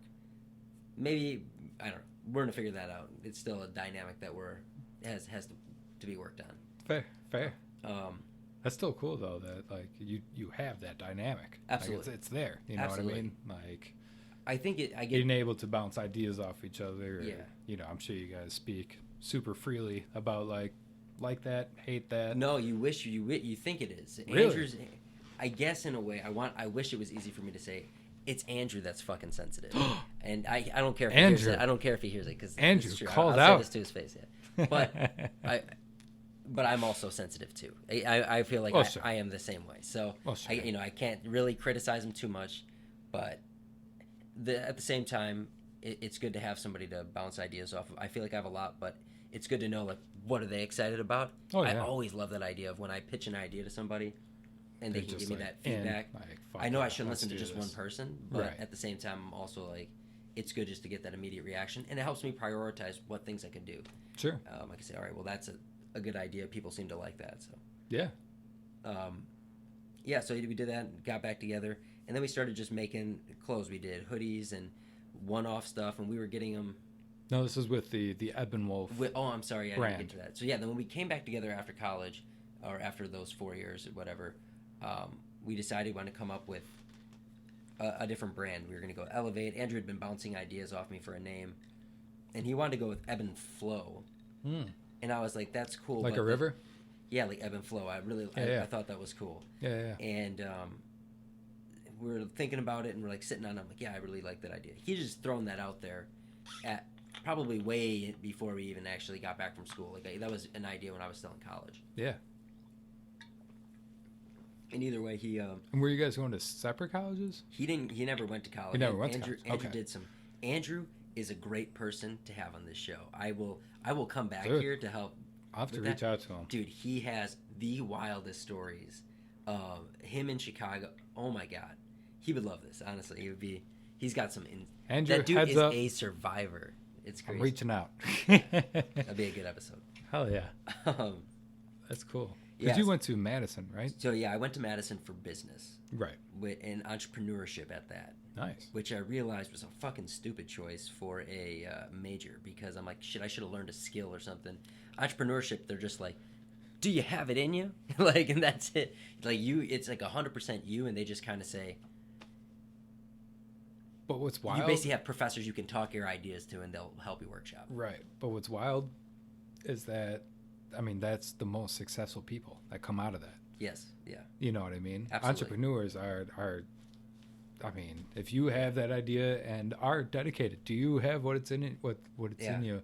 Because I know I got a business degree as well. Yeah, okay. But mine was more so business mixed with science. Really? Okay. And was kind of just more general business Okay. than anything else. But no, I remember taking even entrepreneurial classes. Yeah. And like, you're right. It was like, are you dedicated? Do you have this idea? Have you thought of everything? Like, can you do it? Yes. Can you pitch it? Can you talk about it? Do you have a cohesive thing? Right. But if you do have it, I mean, that's the Elon Musks in this world. You know what I mean? Yeah. That's those people that do it. They're the business owners, the business starters. So that's awesome. Thank you. Yeah, I mean, it's something that I wish, though, like I did, like accounting or marketing or whatever, because then I have Sure. that degree. Sure. That's kind of the shit I am interested in. It's hard to get a job in entrepreneurship. Absolutely, because that's about 'Cause you have to create your own create job. your own Yes, job. exactly. And then you're like, well, I need the money to create my own job, and I don't have fucking shit to leverage because I just paid out the ass to go to college. Definitely didn't get a scholarship. So Can you do it? But first, we're gonna kick you down the stairs a little bit. So you're gonna work at McDonald's, and then at nighttime you will see how dedicated you actually are. I mean, we're gonna take you out back and just don't beat get me you wrong, just that's a why I little went bit. to Delta Defense, because it was this entrepreneurial company. It made sense. I had Right. tried to do out of college, work with my dad to do his business, and Sure. it just didn't work out. But it was fine. He's actually doing well now, so it's cool. But That's good. at the time I was like, yeah, I'm just go get a full time. It's cool with me. Either way, but yeah, with Evan Wolf, where we're at right now, I don't really know. There's so much dynamic to talk about in that, and I feel like maybe I should save it for Andrew when he's here. Sure. That would be a really good thing to talk about. But it's been a ride right now with Evan Wolf. It's like totally on a hiatus because we're just like, let's make money so we can go and invest and do the things that we want to do and do it right. I'm okay with waiting. To be honest, what I want to do the most right now, I have an embroidery machine. I want to get a full screen printing setup. Sure. And if I have screen printing and embroidery, maybe get a little bit like a sewing machine to do any additional like tags or whatever. Then I can make the stuff however I want. Sure. It's totally on me. I don't have to adhere to any like minimum order, which then I'm like stuck with sizes that I'm like, oh, I got to push in this and whatever. Right. I have too many of that already. I have stuff that we originally made that they're like sizes that, XLs and Right. that's it. That's It's just literally double XL. XL. It's Yeah, like, yeah. People are either large or they're double XL. It's like one of the two. So Dang. I want to be able to do it where it's like, all right, I find this one garment or I have an idea I want to test out. And now I can make a sample. I don't even have to make. Yeah, I don't have to make. that minimum. I can take pictures of it and say, order up. Who wants one? Oh, this is yeah. the price. If you want to do some custom, we can always talk about that. But it helps me. Then I can continue to put pictures and images out of stuff people either fuck with it or they don't. At the end of the day, I get to make what I want for me. That's it doesn't cool. matter. I don't have to answer to anybody. Amen to that. So right now, obviously, you go through some sort of third party, is what you're saying. That's what we did before. So we would really put a lot of time into designing and what it would be. We do Yeah, garment research and try to get the blank garments that we really like. Right. And find something that's comfortable and something we could stand behind. True. Which I think is always the biggest thing. To me, clothing and brand clothing especially, it's like craft beer. Oh, yeah. You look at it, what's on it and how it looks is what draws you to it. Oh, You're yeah. like, I want to get that. Let me try that. Mm-hmm. And you put it on, and if it doesn't fit or feel right, that it's like, you get a bad beer. You're like, it looks cool, Yeah. not that good. Cool company, but yeah, I don't really fuck with it. Yeah. But if you get something that it's like you put it on and it feels cozy, something you could have all the time, you could wear all the time, you could drink a beer all the time that you like so much. True. and now you're going back. But it's the brand that gets you. You got to get a good image, visual, and then you put it on, and it's like, if you can have quality stuff, and you're known for that, Oh yeah. then when people want, it doesn't necessarily even matter what you put on it, because they're like, No, they know it's going going to to be be quality. Yeah. Exactly. And that's what I want to do, because at the end of the day, I've always been a fucking brand whore, as you see right now, and I don't like that so much anymore. I want to be a brand whore for myself. True. I want to be Rep able your to own make stuff. everything for myself, and that I get to say what I wear. Oh yeah. But I get that, like, I'm not an artist. I don't have any training in that.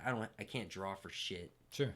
But I have a lot of ideas, and with the right artists and stuff like that, who I would love to work with. I love working with people Oh, and yeah. bringing an idea to life. I don't personally feel like I have the talent to do a lot of the stuff. Sure. I'm sure I can struggle and get through it and Right. learn it. Right. To like do graphic design and stuff like that. But inherently, I'm just not that talented in that. But my ideas and the idea of, I love bringing things from a concept to fruition. That's fucking awesome. It's so satisfying when you have something that you have take from an idea and you really make it and you're proud of it. Amen. Amen to that. And that's what, I mean, you said something in there that was really, really compelling. And it's that you realize the things that you're not good at. Yeah. And realize that, you know what, I need to surround myself with those people that can do that. And that is their passion. You know what I mean? And together, all of that makes the brand, which makes a lot of sense. Is that something that like Andrew or Josh brings to the table? Like, are they kind of the designers behind Dude, stuff, you or know able to what? do that sort of stuff? I love that you asked that question. Because I You suck at that sort of stuff. Dude, I Trust know. me. It's tough. It's really tough. To be honest, they bring the spirit to the Ebon Wolf right now. Sure. Josh does a lot of like the digital, and he'll help out with social stuff like that. Which is needed. Yeah, you know, and so he's good with that, and that's kind of what he does for a living anyway. He does like SEO and project Nice. management for other people's stuff. And Andrew's just always been the idea guy, and he's a personable guy. He's one of those guys you could put in your company, and he can like get people to like it. He's just social in that sense. And we all have kind of an eclectic set of skills. Oh, 100%. But it is, I'll be honest with you, we do need we need people that actually have graphic design and stuff like that. I was gonna say, you got marketing, you We'll got PR, Yeah, and where we're at. you just need design, really. Yeah, exactly. Yeah, you got marketing, we got PR, and I got operations. An operation, exactly, Yeah. exactly. But it's getting the supply chain. Again, I'm not trying to make this, to be honest. I think initially I was like, I want this to be the biggest thing ever, you know, make my own brand. That's like, now really, I'm okay with having like a humble shop with just our own stuff, or be able to just sell our own stuff on our own terms. Hell yeah. That would be so cool. That's something that I hope sticks with you as well. And you really never know if like one day you're wearing your stuff out and you get stopped. Yeah. And some highfalutin dude in the fashion industry or whatever is like, what are you wearing? Like, where can I get that? Like, let's work together. You know what I mean? Like, it has the opportunity to blow up like that. You know what I mean? Like, it's always there. But it's good that, you know, I personally love that down home, and like, I want to do what I want to do, but it's hard to make it scalable is what I'm trying to say. Absolutely. And that, you know, if in fact it does blow up, like, that's an easy thing to lose. And unfortunately, that is an easy thing to lose, but in my opinion, it brings a lot to the table when it comes behind brand. That's for sure. That's for sure. But you're saying do it yourself and kind of thing. Yeah, 100%. Absolutely. And keep that passion behind it. And, you know, even if it does stay like a side gig or whatever, that's it. Like, Keep designing as well. Like, even what you just said is like, you know, you want to wear you know, you want to design your own stuff, and you know, and it's nothing too rep crazy that. or stuff, but it's just like, you know, ideas and things that I have, and if I'm gonna wear a brand, I have so much stuff on it just says like random shit on it, and you're like, you see a lot of people wearing like it says Supreme or a brand name, and you're like, yeah, okay, that's cool, but what does it really mean? What are you saying? Like, what's the message? Right. And for me, I'm like not trying to make a message with my clothing. I do want to put stuff and make graphic tees that have things that make you think about stuff and talk about unity and I have some ideas. So, but a lot of cool stuff. TBD. Actually, yeah, exactly. And this will be much better, I think, if we talk about this with Andrew. So Sure, I'll spare you the details. There's so much that I could talk about, but it'll probably be better if he's. Yeah, fair. It goes deep, man. We really have thought about everything, and it's been a long time. That's the one thing with Evan Wolf. It's not. It sucks because we're no action right now, and it bothers me. Sure. But I understand the position we're in. I don't even feel as inspired as I usually do. Yeah. Or motivated to do this stuff because I just feel so shut down. Sure. But I know it's getting a house. Once I get a house, to get set up, then get to doing it. I'll get there. We're gonna get there. I was gonna say we were just taking a tour of this place, and you're saying I want to find a place that has a basement that I can like set up a silk screening process and the whole 9 yards, which is awesome. Absolutely. And yeah, especially to make it yourself is wild. Absolutely. Dude, that's wild. It's gonna be so fun. I've been working on the embroidery machine and doing a lot of cool stuff. Again, having a graphic designer. So, a shout out to any graphic designers. If you have any skill, if you go on Danny's show, if you know somebody, you're friends with somebody who's looking to do work, I can work out a deal with them or whatever. It's just a matter of seeing what they can do. Got a lot of ideas, and I could use all the help I can get. I by no means have the answers to everything, but it's a shout out. If you know anybody, I was gonna say, get in touch with Max Scharrer. Do you have Instagram? I do have Instagram. Yeah, I'll link you in the post when I post this. Please do. Yep, it's at reach out to Max Scharrer. at Max Scharrer. All one word. All one word, and that's MaxScharrer. Hit him up if you are a graphic designer. I don't know how to do any of this stuff. You should see my logo for this podcast. I did actually make it in Microsoft Paint. Nice. But it's I don't know. It's on the YouTube page. It's literally just Wisconsin outline with some forest green and a banner going across. It says Midwest Perspective and a star on Milwaukee or Wauwatosa. Nice. Very cool. Not really. Anyway, that's awesome though. Looks like you could have your own beer label. That shit would be fucking sick. Seriously. Shout out Nuglaris. Hit me up. Yeah. Special deal. Yeah. Special deal. Hook me up. Look how classy that looks. Give you a green bottle. True. True. I mean, I'm open to it. MKE Brewing. Hit me up. Lakefront. You know who to call. Anybody. There's like hundreds of breweries. Eagle Park. What do you got? Exactly. But no, I actually wanted to mention, like, you kind of said, like, in your design and in that company, it's almost selfish in a way where you want to design stuff for you. You know what I mean? I just feel and like what you like. Yeah, you know, that's the expression of art. You know, everybody always talks about how you have to be so authentic, you and all that stuff. You know, the best way to be authentic you is not to answer or care about anybody. I think you got to just make it for yourself. Oh yeah. And my thought is you can't lose that way, because if you make it, either people like it, you post it, no harm done. Otherwise, if they don't, you still get it, and that's the best part. True. Yeah. But no, seriously, to be honest, that's kind of the whole reason behind this podcast as well. Yeah. I don't care who listens to it. I really don't. No, yeah. This is all for me, to be honest with you. Fun, yeah. I always said, like, dude, I just want to have a venue, I guess, so to speak, or an environment where I can just literally sit down and have a conversation, not get distracted by, having to play a game or TV or music or whatever. Yeah. It's literally a very almost, I hate to say the word, but like intimate setting. Yeah. And it's something that, I love listening back to all these.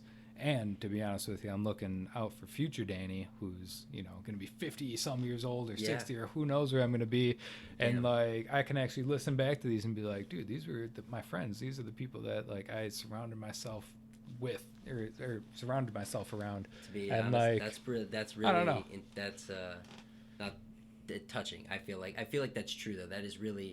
That's so true to think about when you look back at it. I always talk about how it's like, I wish I recorded that conversation. Dude. And you don't ever think, because there's so many prolific things that we say that we just let pass. Oh yeah. And if you go back and listen to it, you can really grow from where you were and the things you say. Oh yeah. I had this thought the other day actually, because I don't know about you, but growing up, my dad had like a camcorder, and like recorded every single one of my brothers and my birthdays, like the cakes, us blowing out the candles, the whole 9 yards, Mother's Day, like all the like the major events. Yeah. And like has videotapes of all of them. Wow. And it's wild to me. I had this thought the other day, is that like how easy is it that I have a mobile camcorder, being my phone, Yeah, we that's don't got really record. much better picture and audio and everything that they had back in the day, and really all I'm recording in an event is, you know, a Snapchat, a 30-second, a little That goes you away, know, yeah, whatever, you're not really that holding. like I'm never gonna like look back upon or anything. Yeah. And it's like, dude, I remember birthdays. My dad literally carried around that camcorder for like an hour, just like videotaping everybody. What's going on over here? What's going on over there? Oh, he's opening gifts now. Oh, he's blowing out the candles. Whatever it is. And like now in an age where like everything is and can be recorded, those are the things that kind of get passed by. Did now, you know, you think about that shit too, of like we become a totally paperless society and like that, and then we just get nuked or some shit happens to the world, and when people come back to discover what happened, Right. there's no writing or history left because it all was it's all destroyed digital. digitally. Yeah. Think about that. You know, Somebody we know brought a cave big people- magnet and just Yeah, exactly. Exactly. You Erased think it about all. that. Like, you know, that's how we know history, is from the writings and the stuff that we find. Imagine if they had a computer system. We wouldn't know that shit because it was, you know, there's no power to it, you know? No, exactly. Destroyed. That's the other thing that's weird, is even going through we'll call it the technological ways or age, is that like things that were recorded on VHS, who has a VHS player anymore? It becomes obsolete. It's Yeah. becoming that more obsolete. Yep, and you got to convert it digitally. You got to keep converting and converting. That's crazy. But no, you're right. Yeah, that is kind of a crazy thought to think about, that like all of a sudden there's what do they call those things that are like electrical surges? Starts with an E. It's not EMT. Oh, EMS? No. It's like a pulse, like an Yeah, electric magnetic EMP. Yeah. Yes. EMP, electromagnetic pulse. Good call. Hey, all right. Nice. Thanks, But science like fiction that goes, movies. yeah, exactly. That goes out and literally, wipes all the data. Yeah. That's like that's gone. That's corrupt. Sorry, that file is no longer accessible. That video you took, see ya. Yeah, it's insane, man. And like, I don't know. Even growing up and having like actual like pictures of stuff. Mhm. Like my mom's got bins and bins and bins. But do you of feel just, like that makes it more special? I feel like photography? that's what makes it special. I feel To like me, that's what it's makes it physical special. thing, you know? Exactly. Like you get to touch it. You get to. Yeah, it I'm not engages swiping more through senses, you know? pictures on a phone. Yeah, It's got a fucking smell to it. You know, Exactly. like, that's crazy. you know? exactly. And it's wild to me that like I don't know. I can't even tell you the last time I got pictures printed off. Exactly. And like it's weird because I can take literally my phone and bring it to Walgreens or wherever and print off the pictures that I want, but I never will and I never do. Dude, and I just keep racking them up. Like, I probably have pictures I should print off from like over 10 years ago. Right. Easy. You know? It's crazy. It's absolutely crazy to me. And like I don't know, even seeing like birthdays and stuff for little something kids that is are something growing worth up doing. right now. Yeah. It's just like, oh yeah, mom's got a video on her phone, but like, what happens when she upgrades? Yeah. That video's gone. Absolutely. Uh, Unless there's like a major fire, those will help preserve history. True. You know? A lot better than Yeah. some sort of file. Yeah. Even if it gets flooded and totally fucked up, True. if it comes and lands on somewhere, I don't know, like alien species could find that and be like, this is a time of what happened. Hopefully. I'm This- hoping that aliens are out there. Aliens are definitely out there, They're but definitely out there. what if I don't even want to talk about it because I'm afraid I'm going to get abducted. It's actually not, I'm like sarcastically saying that, but I'm also like, I know if you get too close, they'll fuck you up. Like, I do feel like that is keeping an eye on. that sounds on so things. crazy to say, but I'm like, it's possible. I mean, it's possible. Aliens could be, because we don't know, but the human society, or like, we don't I know. mean, Society doesn't know. have you seen the Pentagon actually released? I want to say it was about a month ago I that saw the like planes. they admitted, they're like, yes, we have recovered aircrafts and technology that is not from this world. They literally like came out with it. It's declassified information now. Wow. Yeah. I did remember them releasing some videos and stuff, but I've never seen an alien. The thing is, I feel like if they've recovered that stuff, we have seen an alien. Something's got to be flying it. You would think, Absolutely. unless it's some sort of drone. To be honest, now with all the elites and everybody even connected in Hollywood, I would assume that the portrayal of aliens are probably actually more accurate than not. You know what I'm saying? Yeah, seriously. You know? Seriously. Steven Spielberg had E.T. exactly right. That's What if that aliens is are. exactly That was an alien. right? Yeah. People Just- think it's animatronics. Guess again. Dude, wow. Might be true. Might be true. But no, it's getting a little late here. Yeah. Let's wrap things up. I do have one more thing for you. You got to go through the quiz. I'm sorry. Okay, all right. So I did this with Tyler. I forgot to do it with Missy when she was on the last episode. But I have a series of questions. Have you ever seen Inside the Actors Studio, the show? I believe so.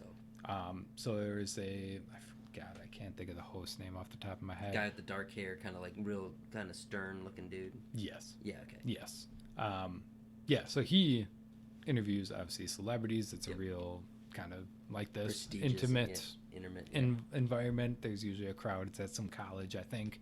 And they really just interview these actors and just kind of get the method behind their madness and all this sort of stuff. Okay. But every single episode, he does this quiz, and there's a famous name for it.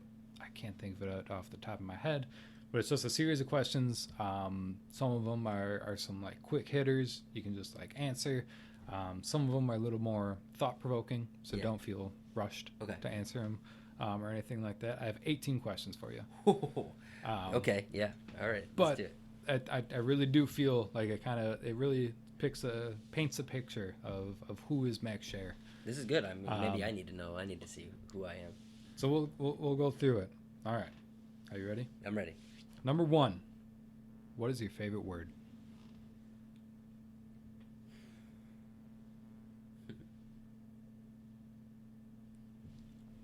Family. Whoa. Why is that your favorite word? That's not one of the questions. But I think it's just the I'm most. curious. To me, I've been blessed with a very loving family. Sure. It's a true place of you know what? I take that back. It's not family. It's home. Home. Home. That is the best word to me. It's the most comforting when I say, just to me, the meaning of home is wherever you make it is a true sense of peace.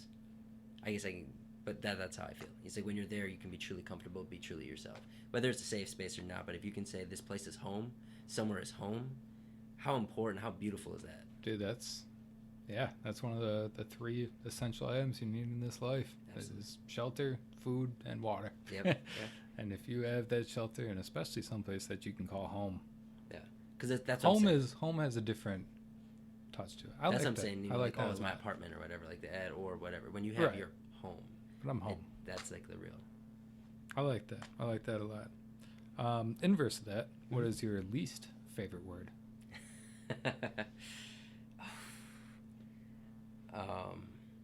Oh, damn.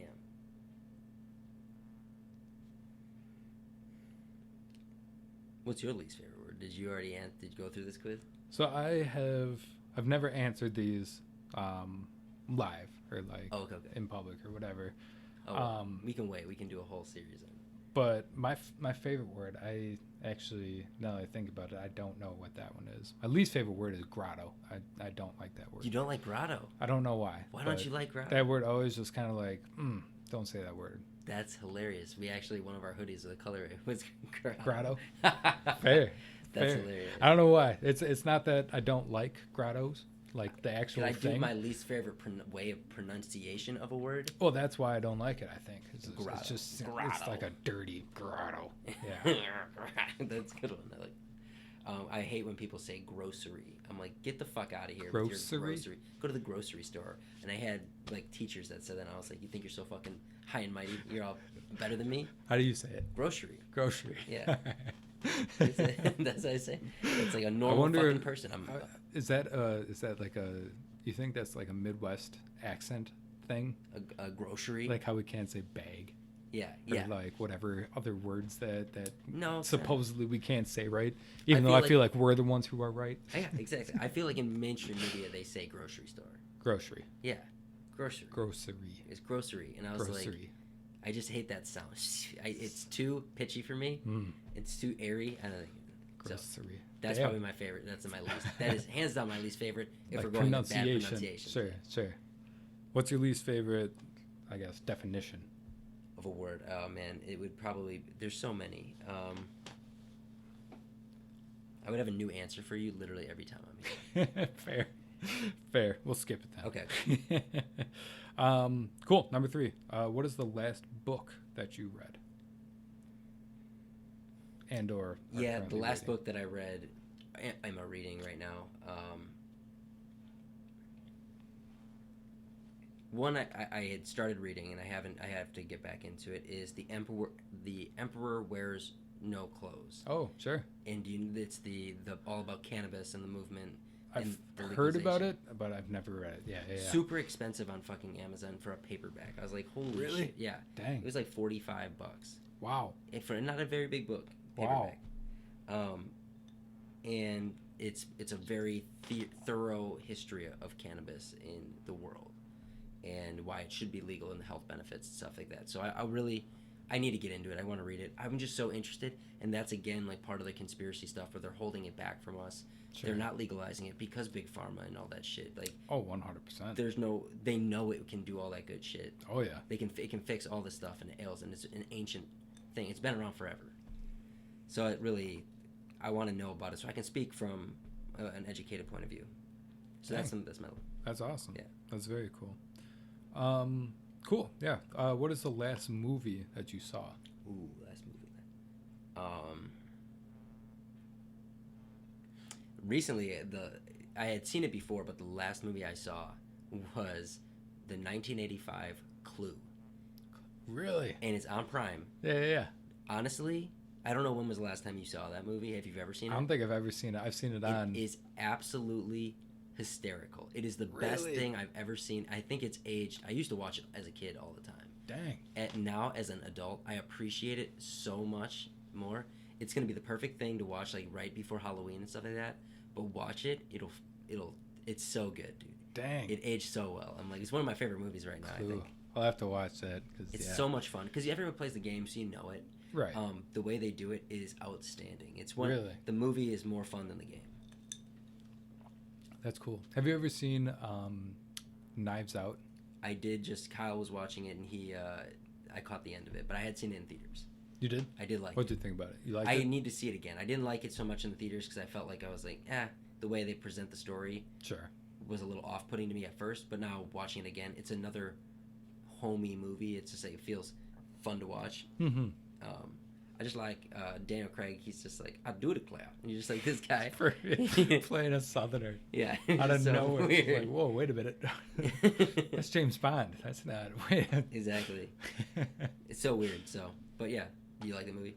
Yeah. Me and Missy just watched it not too long ago, and yeah, I liked it a lot. Nice. That was really good. That was one that I really wanted to see, and yeah, I really liked it as a whole mystery and Yeah. It's like a whodunit. Yeah, modern day whodunit film. Mm-hmm. Super cool. Cool. Number 5. What is your favorite album Dude, it changes too. right now? Yeah. No, favorite album right now. Yeah, mine would definitely change almost week to week, to be honest with you. To be honest, I am a huge Bones head. I don't know if you guys people like know who Bones is, but he's an underground rapper. Amazing artist. Changed my life. Fucking so cool. That's a whole podcast in itself. Dang. Like Bones theory, but if you talk about him too much, then you feel like he's talking about you because he's a very mean rapper. Oh, shit. Where he like will call you out for all the bullshit, but he's like an ego killer.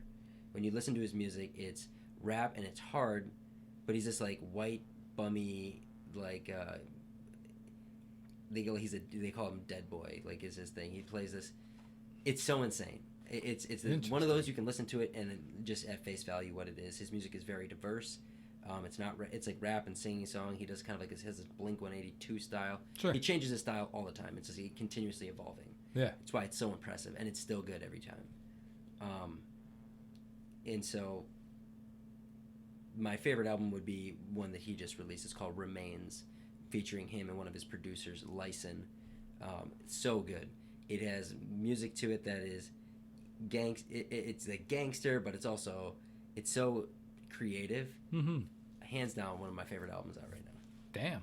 I'll have to check that out. I've never heard of it. If you've never heard of Bones, Definitely. it's somebody though you go into, and he's got a catalog that's so deep. He releases like 3 or 4 albums every year. Oh, okay. Maybe 4 or 5 albums Yeah, if every he's year. constantly changing up how And he's... he doesn't own it. He's not on a label or anything. Sure. He just produces all his own stuff himself. Damn. And he's got a team of producers, and he raps on everything. So he's constantly putting projects out. But hands down, the most impressive rapper career catalog is a true legend today. I can't speak highly enough about it. That's crazy. But crazy. The way you think about it is ego killer. He definitely makes you feel like it's great music to work out to because you're like, I am a piece of shit. But all that stuff. So highly recommend. That's cool. I'll have to look that one up. Cool. Number 6. What inspires you? The world, man, being outside. To me, it's being outside. Yeah. Seeing things, and be able to experience it. When going online, I can search pictures and do stuff like that, but it's going there, going to a place and feeling it, smelling it, having all the sense experience. So beautiful. Nature, it really inspires me. I love the natural things. Yeah. What do you like better? Do you like being out in let's say like rural America and more so in nature, or do you enjoy kind of like the hustle and bustle of the city and kind of walking downtown and like... It's a no-brainer, man. To me, it's going to be rural. Rural. All day. Okay. I think it can't be rural like just in a field and shit like that. I have to be by a body of water. Okay. But other than that, it's not necessarily super secluded. Sure. But I would like to have a bigger property on water with a lot of nature and cool terrain. Love that. Like, be able to see that every day, mountains and stuff. I saw these houses built in mountainside, like in Colorado, and you're like, just looking out, you're like, you see water and mountains, and you're like, that's beautiful. That's like exactly what I want, but with space. Yeah. So That's cool. yeah, it's Cool. definitely the world. Cool. Like nature. Definitely got to drill down a little bit. Have you ever seen, me and Missy actually just watched it, Free Solo? I haven't. Speaking of mountains. I haven't, yeah. You haven't? I have not, but I've heard things. Oh my It's God. good? It's very good. It's like a documentary Yeah. about this guy who, he rock climbs mountains without anything, no equipment. He's got chalk. That's it. Wow. And just, How does he get down? he makes it to the top and then I think he gets picked up. Or just like Helicopter. walks down like a better terrain. Okay. But Solo, I think, is a face of a mountain, and I forget what range it is. It's in the United States, but it's like notoriously known as like one of the most difficult mountains to climb. And it's literally this guy who he has something. I think they literally talked about his like neurological like breakdown and synapses. Yeah. And like they pretty much said like he is kind of incapable of like fear. Really? Like he has no fear. Like he could be on top of a skyscraper and like look straight down and like not feel a thing. That's insane. I do see videos like that sometimes, and it makes me cringe watching Oh, it through yeah. my phone. Oh yeah. I'm like, I'm literally You like clench a crawling little right bit. now. Yeah. Yeah. But no, it's actually it's phenomenal. Wow. Yeah, definitely recommend watching that because like even just watching it kind of gave me that like I'm in the mountains right now. Yeah. I will have to check that out. And it was cool the way it did that. But cool. Opposite. What turns you off? So not inspires, but complete opposite. What shuts me down? What shuts you down? Conflict. Hmm. Like not conflict. Yeah, I would think like that sounds so bad, but it's I would say like if I'm doing stuff, I like to just do my thing and not bother anybody and just do my own thing. Sure. So when there's conflict, that's something that really can damper my inspiration and damper like what drives me.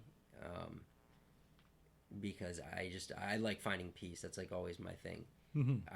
If I can always minimize the amount of conflict in my life, that's great. Which is not that I'm running away from my problems, but I just don't want it to go on forever. I want it to just be done.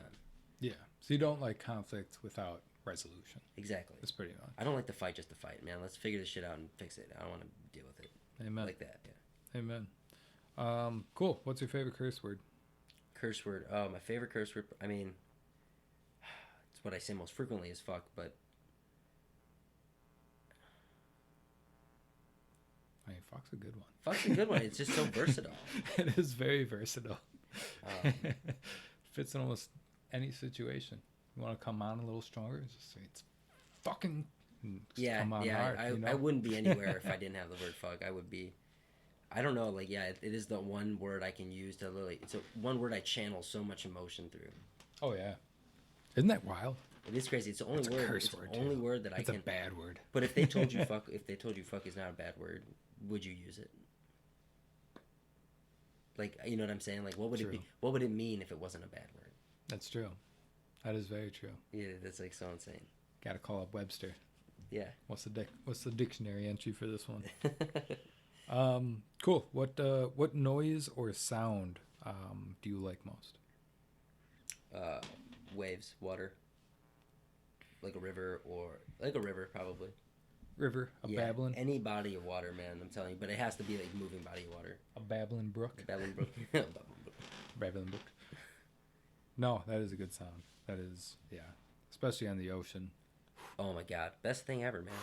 You can't beat that. I love You that so can't much. beat that. Crashing against rocks. Oof. Mm-hmm. Takes me back. Me and my brother, were lucky enough. My brother knew this a kid that he went to college with, Okay. who his parents actually owned a place in Costa Rica. Okay. And this kid that my brother knew, I think he went to UW Milwaukee, went for like their freshman year. That's where my brother got to know him. Yeah. And then left. He like lived in Costa Rica for like a semester. Okay. Oh And yeah. then came back and did a semester at UWM. And like it was summertime. And so he asked my brother, like, hey, like, We'll go back. is there any work around here? Like what, like I need a job pretty much. Yeah. And my brother at the time was working for a prairie restoration company. Interesting. And so he would go out into fields or into people's yards and turn it into native prairie. Wow. That's sick. Super cool. Oh yeah. So it was like a landscaping job, but instead of like Building nature. trimming up your lawn super nice, you were making it back to natural. Yeah, that's awesome. And so he got him a job for the summer. And then this kid asked my brother, he was just like, hey, like, thank you, obviously. Do you want to come and like stay in Costa Rica with me over winter break? Oh wow.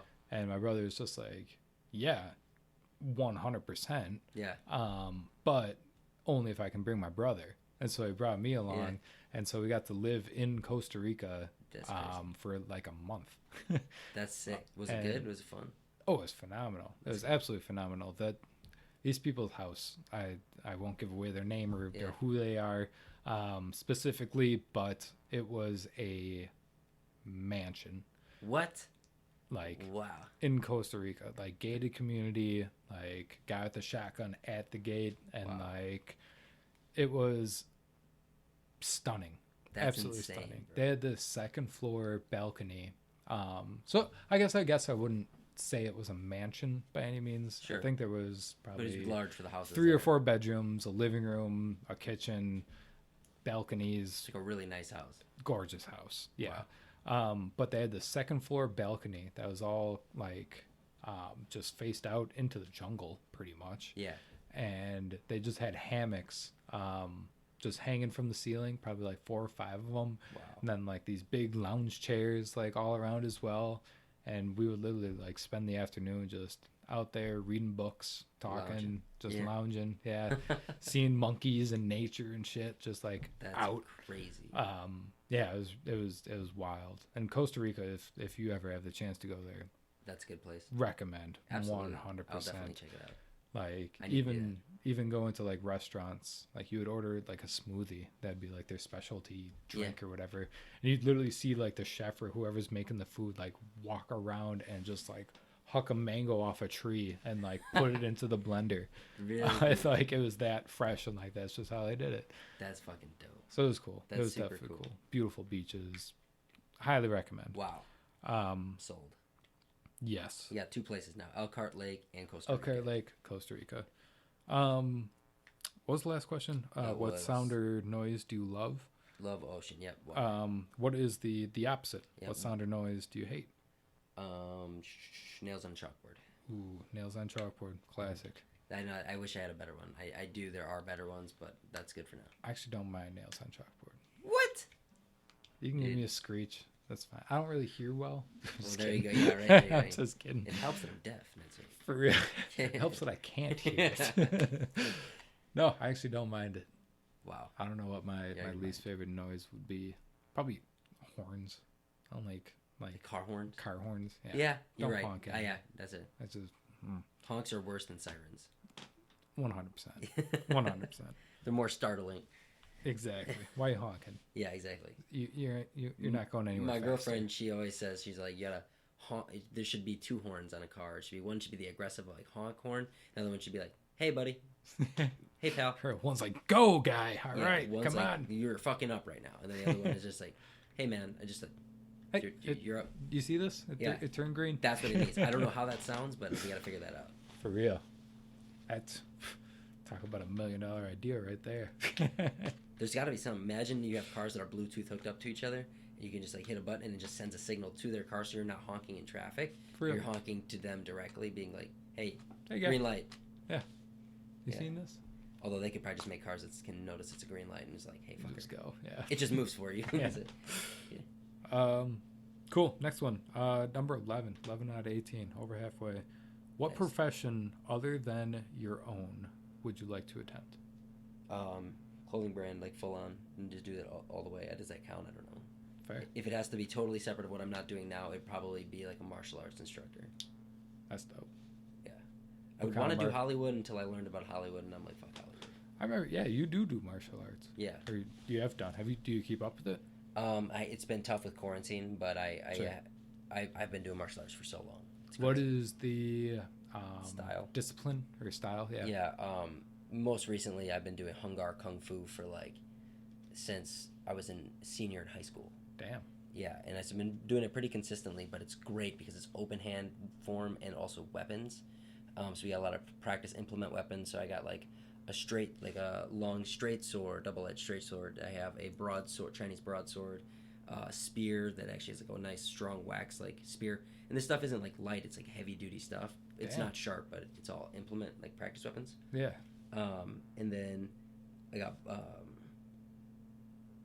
butterfly knives, which if you saw, you know what they are.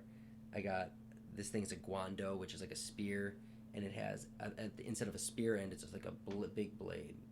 They kind of go, it's like long blade up here on It's top like of a scythe almost. Yeah, it's got like a staff with like a blade at the top of it. Damn. So that's pretty cool. I like that. Then I got a staff, of course. So those are all just the weapons, and then I know other stuff. And they say that as you do Hung Gar Kung Fu, you do it. It's like the true Shaolin style. Yeah. That's a whole nother topic that I could go on forever about. But Hung Gar Kung Fu is Shaolin Kung Fu. It was just the southern temple of the Kung Fu. They say that northern Kung Fu is very open and it is very like high kicks and flowy and doing all this gymnastics and flips and stuff like that. That is because in northern China, it's a lot of fields. Sure. And open, like just big, Open. big, Yeah, just yeah. big open. Where in southern China, a lot of waterways, dense forests, so it's very grounded and A little direct. more close quarters. Yes, Yeah. it's like so you can do a lot of stuff, and it's very powerful, and it's not really flashy. It's more functional, Damn. and for being, they usually people in the southern style, it works better for a shorter stature, Yeah. which is perfect for me because I'm fucking short. But they say as you do it more, you get developed into your animal style of as you become proficient enough, Sure. you can determine how does he fight, what works best, what type of techniques work best, and there's a certain style that would work. And mine is panther, Panther. because there's tiger, panther, snake, crane, dragon. Sure. Those are the 5 for Hung Gar. Tiger, panther, snake. Damn. Yeah, You're the panther. and I'm the panther. What does that mean? So a little more. I guess everybody knows tiger. Like that's just an easy one to conceptualize. Sure. Tiger is a very fiery, angry, just straight on force. It's going to go for you right on. And so it's very direct. and powerful and vicious and unrelenting. It's just unrelentless. It's Unrelentless. relentless. Yeah. It's relentless, unrelenting. And Tiger uses like this big it's like a very mighty. So like big Right. guys who have a lot of rage and can just direct it and be really strong. That's a good fighting style. A lot of people have what's in them to be a tiger because a lot of people feel a certain sense of deep rage Oh yeah. that you hold back all the time. So it's in there, it's just about channeling it in a way that is a fighting style. Mm-hmm. Panther is different. The reason I just compare those two because they're both big cats. Panther is not as big. It's more sleek. It's Sure. more. I was going to it's say, smaller. Panthers, It's not going to take on a Panther, tiger. Yeah. It has to be more strategic. Yeah. A lot of times Panthers will skulks hide. around and They hide in trees and stuff, and then will hit their opponents when they're not paying attention or when they're weak.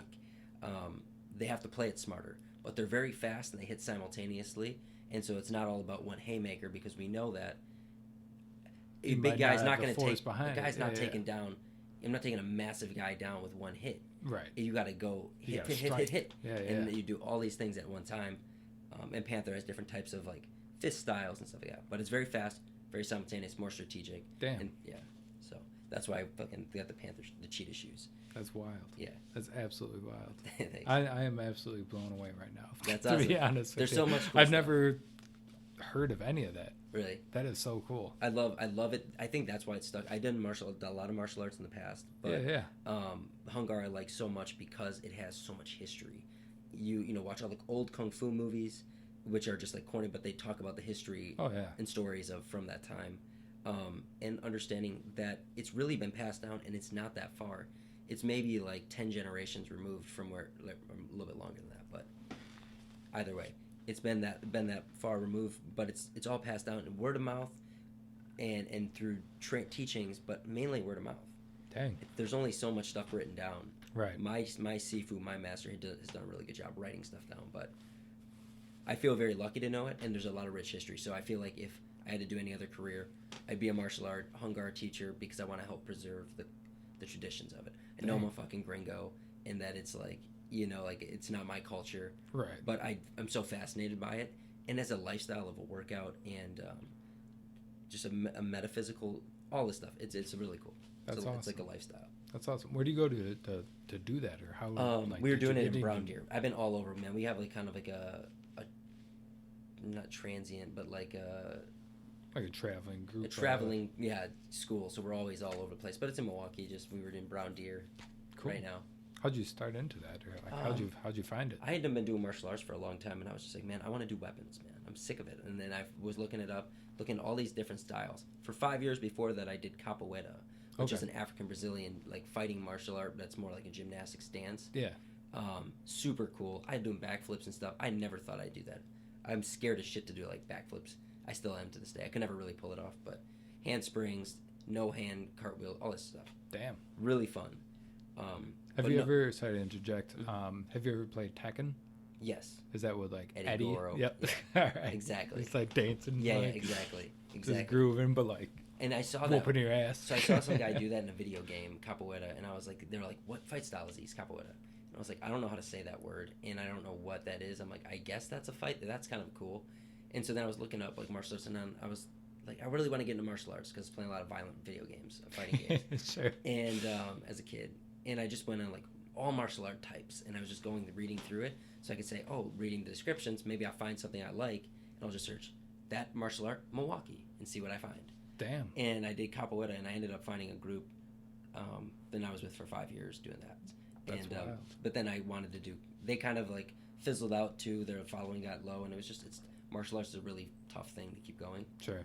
And then I was like, I want to do weapons, and so I found this kung fu group, and it's been awesome. We first started training in a Masonic temple, and that was just wild to be in this like. I'm like, I feel like I'm learning this martial art that's an ancient martial art in like kind of an ancient fraternity building. Dang, that's wild. Yeah, it was trippy. And it was like right when like Sherlock Holmes came out, the Robert Downey Jr. one. Oh, and sure. they have kind of like that culty, like, you know. They touch on it a little bit. Yeah. That's cool. Either way, that's how I felt. Or like, what was that movie? National Treasure. Yep, That's like the Freemasons. Yeah. So, yeah. That's cool. That's wild. Exactly. Dang, that's really cool. Thanks. That's more to talk about at the bar. I'll say that way. Cool. What profession would you not like to do? Anything Graphic design. medical. Just kidding. Yeah, right. No, medical, Medical, like sure. operational, like working with bodies and blood and shit. Like I don't really like that. I'm good on that. I No surgery, none of that. don't either. I would do maybe mental health, but I feel like it would take on too much of my heart. Like it would cling on to me, and I would be like I couldn't. Yeah. I want people to get help, but I'm not your guy. I'll talk you through it. I'll but- support you. Yeah. Yeah. Dang. Fair enough. Fair enough. I'm the same way. Last time I got, I had to get an IV. I actually had no surgery. And Did a sinus surgery? yeah. Damn. Had a, what do they call it? Rhinoplasty or something like that. You got a Michael Jackson rhinoplasty? Maybe it wasn't a rhinoplasty. Sinoplasty. So they got it in the sinuses. Yeah. What do they have to do? They took out some bones in there. I think they like connected both sinuses or something like that, so they like help each other. But like, Do you yeah, feel my better? whole right side I could like never breathe out of. This side you could never breathe through there. Hardly ever. Yeah. That sucks. That would Yeah. drive me fucking crazy. Oh yeah.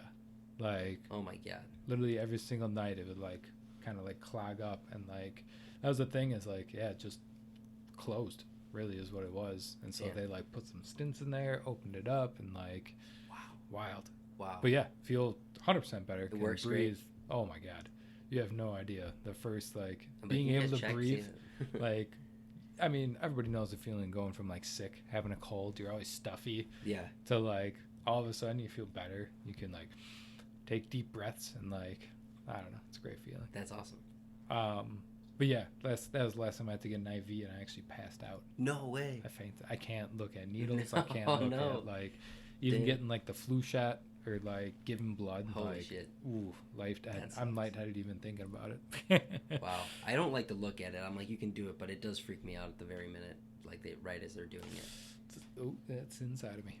Yeah, dude. Imagine that though. We're all gonna have to go to the hospital at some point in our lives for some shit, and I know. I don't look forward to it. I don't look forward to my first time I get a catheter. I'm gonna be so pissed. Do you know what I'm talking about? I think you're put out, but they Missy- still pull it out of you. Missy says that she has to put catheters in people like And all you the get time. jealous? That's like a Okay. normal Okay. function of her job. No way. And every single time she talks about it, I like almost throw up. Like that is like my worst fear. Put me Dude. out. Like No, pull the but plug. are people out at that point? I don't know. I don't want to know. I never want to be in that position. You're like, you know what? I'd rather just if die. anything is failing that causes that to happen, you heard it here on this podcast. Take me out. I don't want it. No catheter. I don't want it. Oh my Spare me. Just take me It sounds out. awful. Sounds awful. I don't like it. This next one is question 13. You kind of already answered, Okay. but we'll still go through it. Mhm. Where would you like to live? That's something I'm still trying to figure out, man. I mean, I know an ideal spot, but I don't know where in the world that would be. But I really, at the end of the day, if I had all my shit figured out, where I didn't have to be in a city or something like that, or be close to a lot of people, I'd want a secluded area. Sure. I know what I want for a house, like what things I'd want in the house. Sure. Where it is, I have no fucking idea. But I know I want to live on a place that is by a body of water that has beautiful terrain to look at. If I can go out there and just always stand in awe of the nature and the world around me, that always will mean so much more to me and ground me as a person, a human on earth, rather than being consumed by city streets and just Cities, world and sure. civilian. I think that sounds so bad, but humans, They need nature. we need nature. we're It's a animals healthy thing at to the do. end of the day. I can't, like, civilians, to me, it's just like we're so overpopulated and stuff like that, or it's just like Too close quartered. too close quartered, man. It's like we're meant to be connected to this earth. Mother Nature is so beautiful and can treat us so well if we treat her right. True that. So, on this ideal place to live, so would you want to have? You wouldn't want to have like a farm, correct? No, but I would like to have a workshop and a studio and like Sure. a lot of places to be creative, and just have fun, like and do stuff. Almost make my own kind of like just a fun place for me to be. Whether it's a music studio or a movie, movie stuff or workout gym and, Yeah. and screen printing and stuff like that. That's what I want. Like a nice big plot of land that I can kind of make my own sanctuary. I like it. I like it. Cool. Number 14. Name something you think is a masterpiece.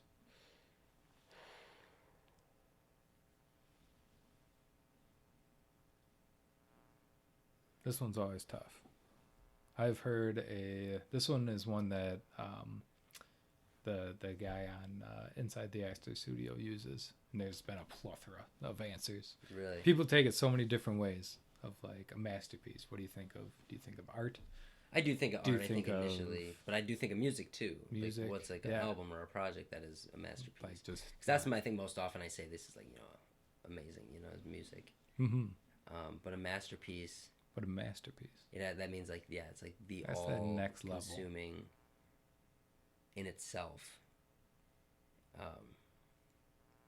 Masterpiece, the best of the best. Or not. I mean, it could be just something that like, you personally think like, I love this. I don't care what anybody else thinks.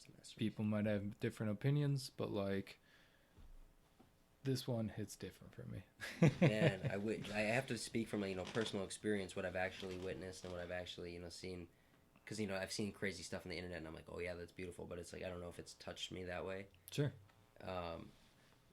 To me, masterpiece, I think of either artwork, music, or architecture. Sure.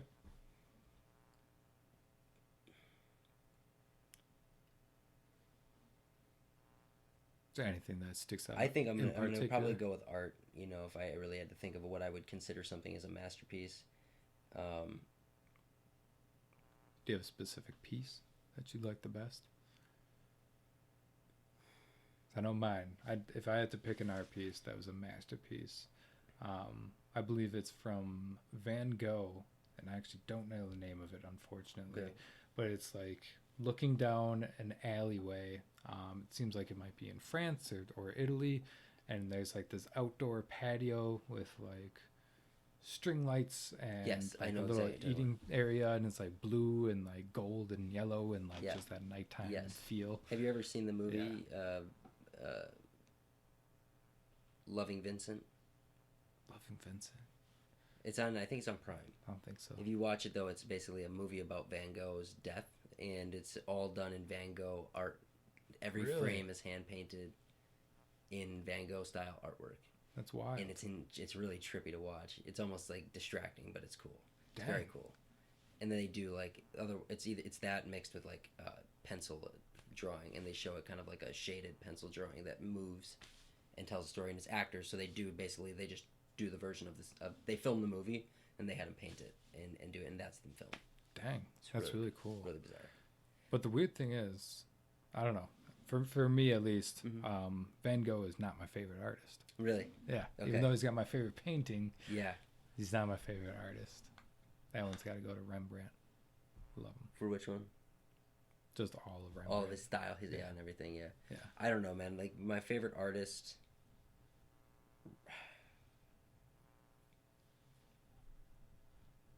Van Gogh was the one who cut off his ear, right? Yeah. I heard a funny joke today. What? It was Zach Galifianakis. I don't know if you ever seen Between Two Ferns. I know. I've seen part of it. Yeah. Yeah. He's got a joke where he's like, "You want to see my impression of Van Gogh answering a telephone?" And he like acts like he's picking up a phone and like puts this to his ear and goes, "Ah, shoot!" And like has to switch ears. That's great. Zach Galifianakis has got the best little bits of comedy. Oh my He gosh. just does. That's like his type of comedy. Just boom, boom, boom, boom. Oh boom, yeah, It's great. Some quick, yeah. Some Dude, quick jabs. you know what I would go with? A masterpiece. If you look at Andrew Parrish's father's paintings, I would say, to give that man credit and put respect on his name, it's, he's got some masterpieces. If I had to pick the exact one that he has that I absolutely love, I'd have to look it up, but I can just look it up real quick. Yeah, I looked up his website while we were talking, and I think I had the right one. Bradley but, J. like, Parrish. Yep. Yep, that's the one. That's wild. Yeah. There was some unbelievable. Yeah. You know, it's just insane. And if you look at what he has under his collections, he has a whole like wildlife section. Dude, I could go on. I mean, like, I really love all his style. Let me just see real quick here what he's got.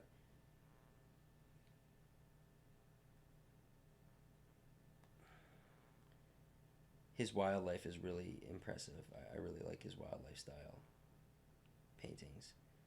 If I had to say a masterpiece,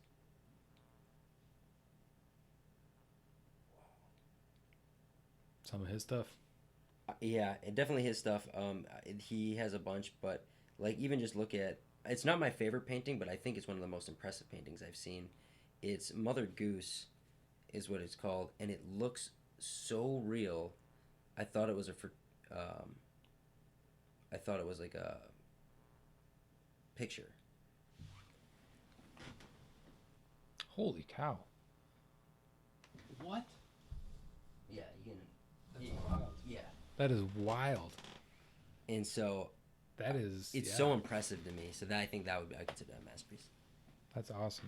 Yeah. It's not my favorite by any means, but it's still like the most impressive thing I've seen. That's. Yeah. That was. He's a phenomenal. self-taught artist. That's crazy. At 15, he started doing his own shit. Just started painting. Wow. Painting and drawing. That's nuts. Cool. Number 15. 15 out of 18. What quality do you like the most in a significant other?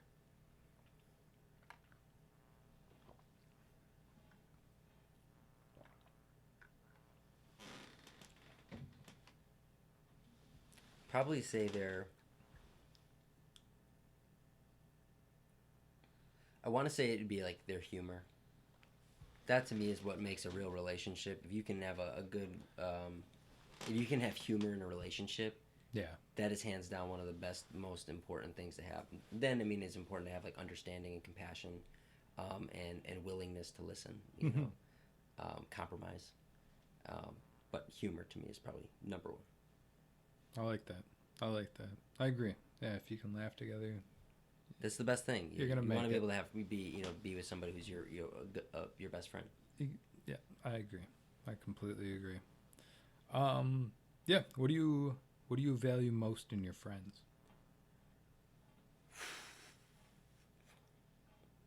Wow, Told you, there's some heavy hitters. that's a good one.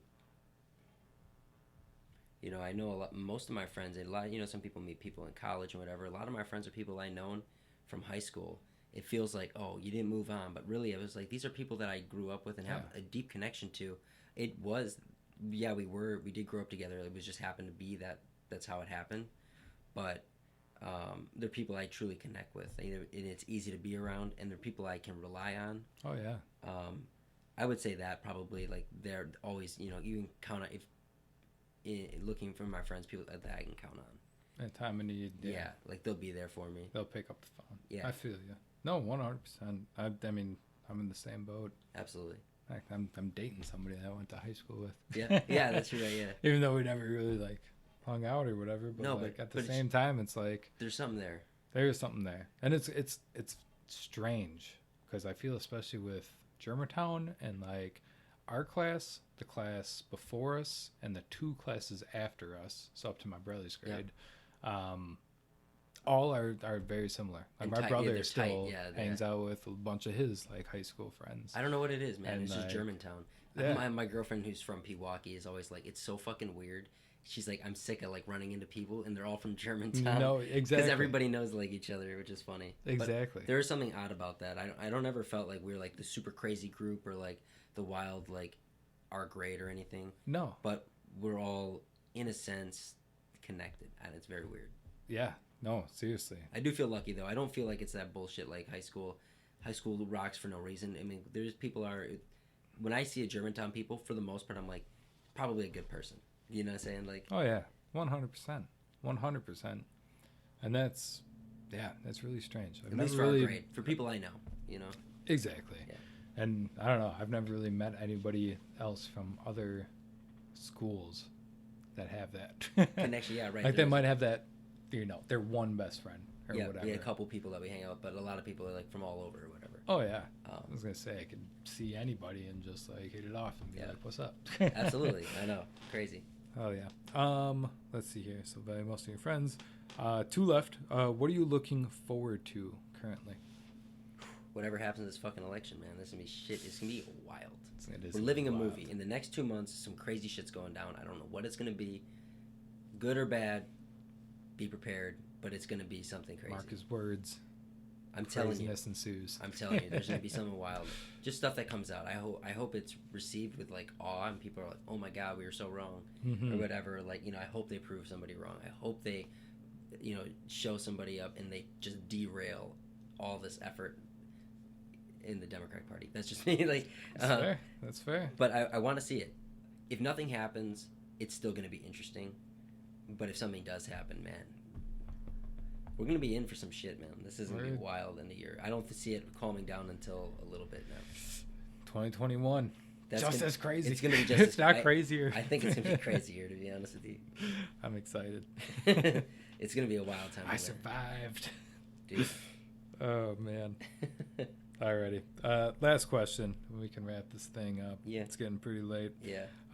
If heaven exists, Mhm. what would you like to hear God say when you arrive at the pearly gates? I forgive you. Damn. Okay. And we'll end on that. Yeah. I'm not going to go into anything. I'm not going to answer or ask some follow-up questions. Just kidding. No, it's just it. But no, seriously, Max, thank you so much for sitting down. This was a hell of a lot of fun. I don't Yeah. even know how long we've been talking. Yeah. Looks like 2.5 hours. Oh if my I can- God! if Now can I see get it. that Now right. I get it. This is my. I will thank you for breaking my podcast cherry of never done this before. I was going to ask at the beginning if you've ever, because I know people have, I know everybody's got a podcast. Everybody and their mother's got a podcast. Yeah, my brother's always trying to give me a podcast. I'm like, bro, you got no concept. I'm like, I already talk. It helps to talk with you because we still have things to talk about. Me and my Sure. brother, I know him too well. He's like, can I really have a good conversation? Him and Right. I can maybe talk to somebody else, you know. Right, right. And that's where, I mean, at least for this podcast, you know, I don't want to set script. I like to keep it open. Yeah. I just want to sit down.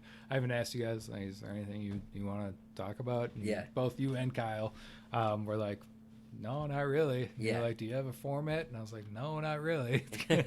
And like, yeah, you just kind of wing it and have a conversation. And yeah, that definitely would get, I don't know if I could talk to my brother like over and over. But and if you over. had your brother here and you had But somebody if I else did- here, you could talk to two people. You guys could talk and have a conversation. Well, that for sure. I mean, I could definitely do like an episode, A session with your brother, yeah. with my brother. But no, I like having different guests and different perspectives. That's what it's all Absolutely. about. That's great. I like the idea you're bringing this back with the idea of capturing the moment and having conversation. I think that's something America needs, people need, and not to make it all like whatever, but it's just political. But it's just the whole thing of like having conversation. Man, like we're always fed content. We're always looking at a screen.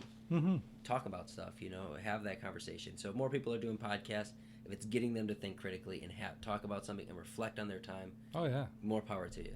Oh, 100%. And again, I mean, this is open forum. So those of you listening, if you want to come on, have a conversation, do it. Absolutely. Become part of history. Hit me up. This is a Thursday night.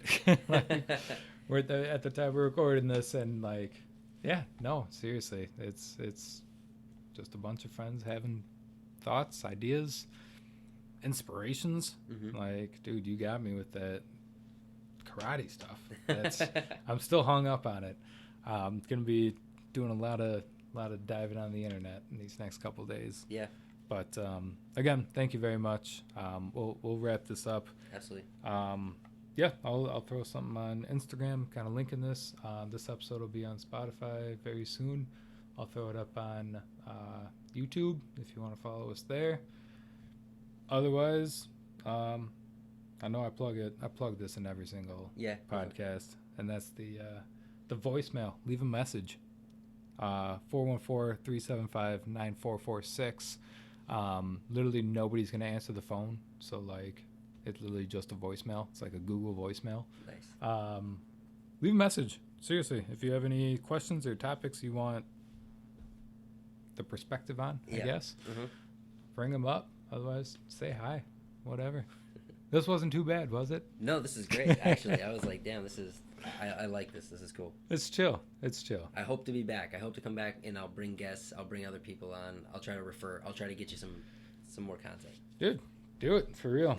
For real. No, listen, I'll talk to anybody about anything. Fuck yeah. Whatever it is. It's fun. Awesome. Alrighty, everybody. Thank you. That's where you put then the music fades in. Dun, dun, dun.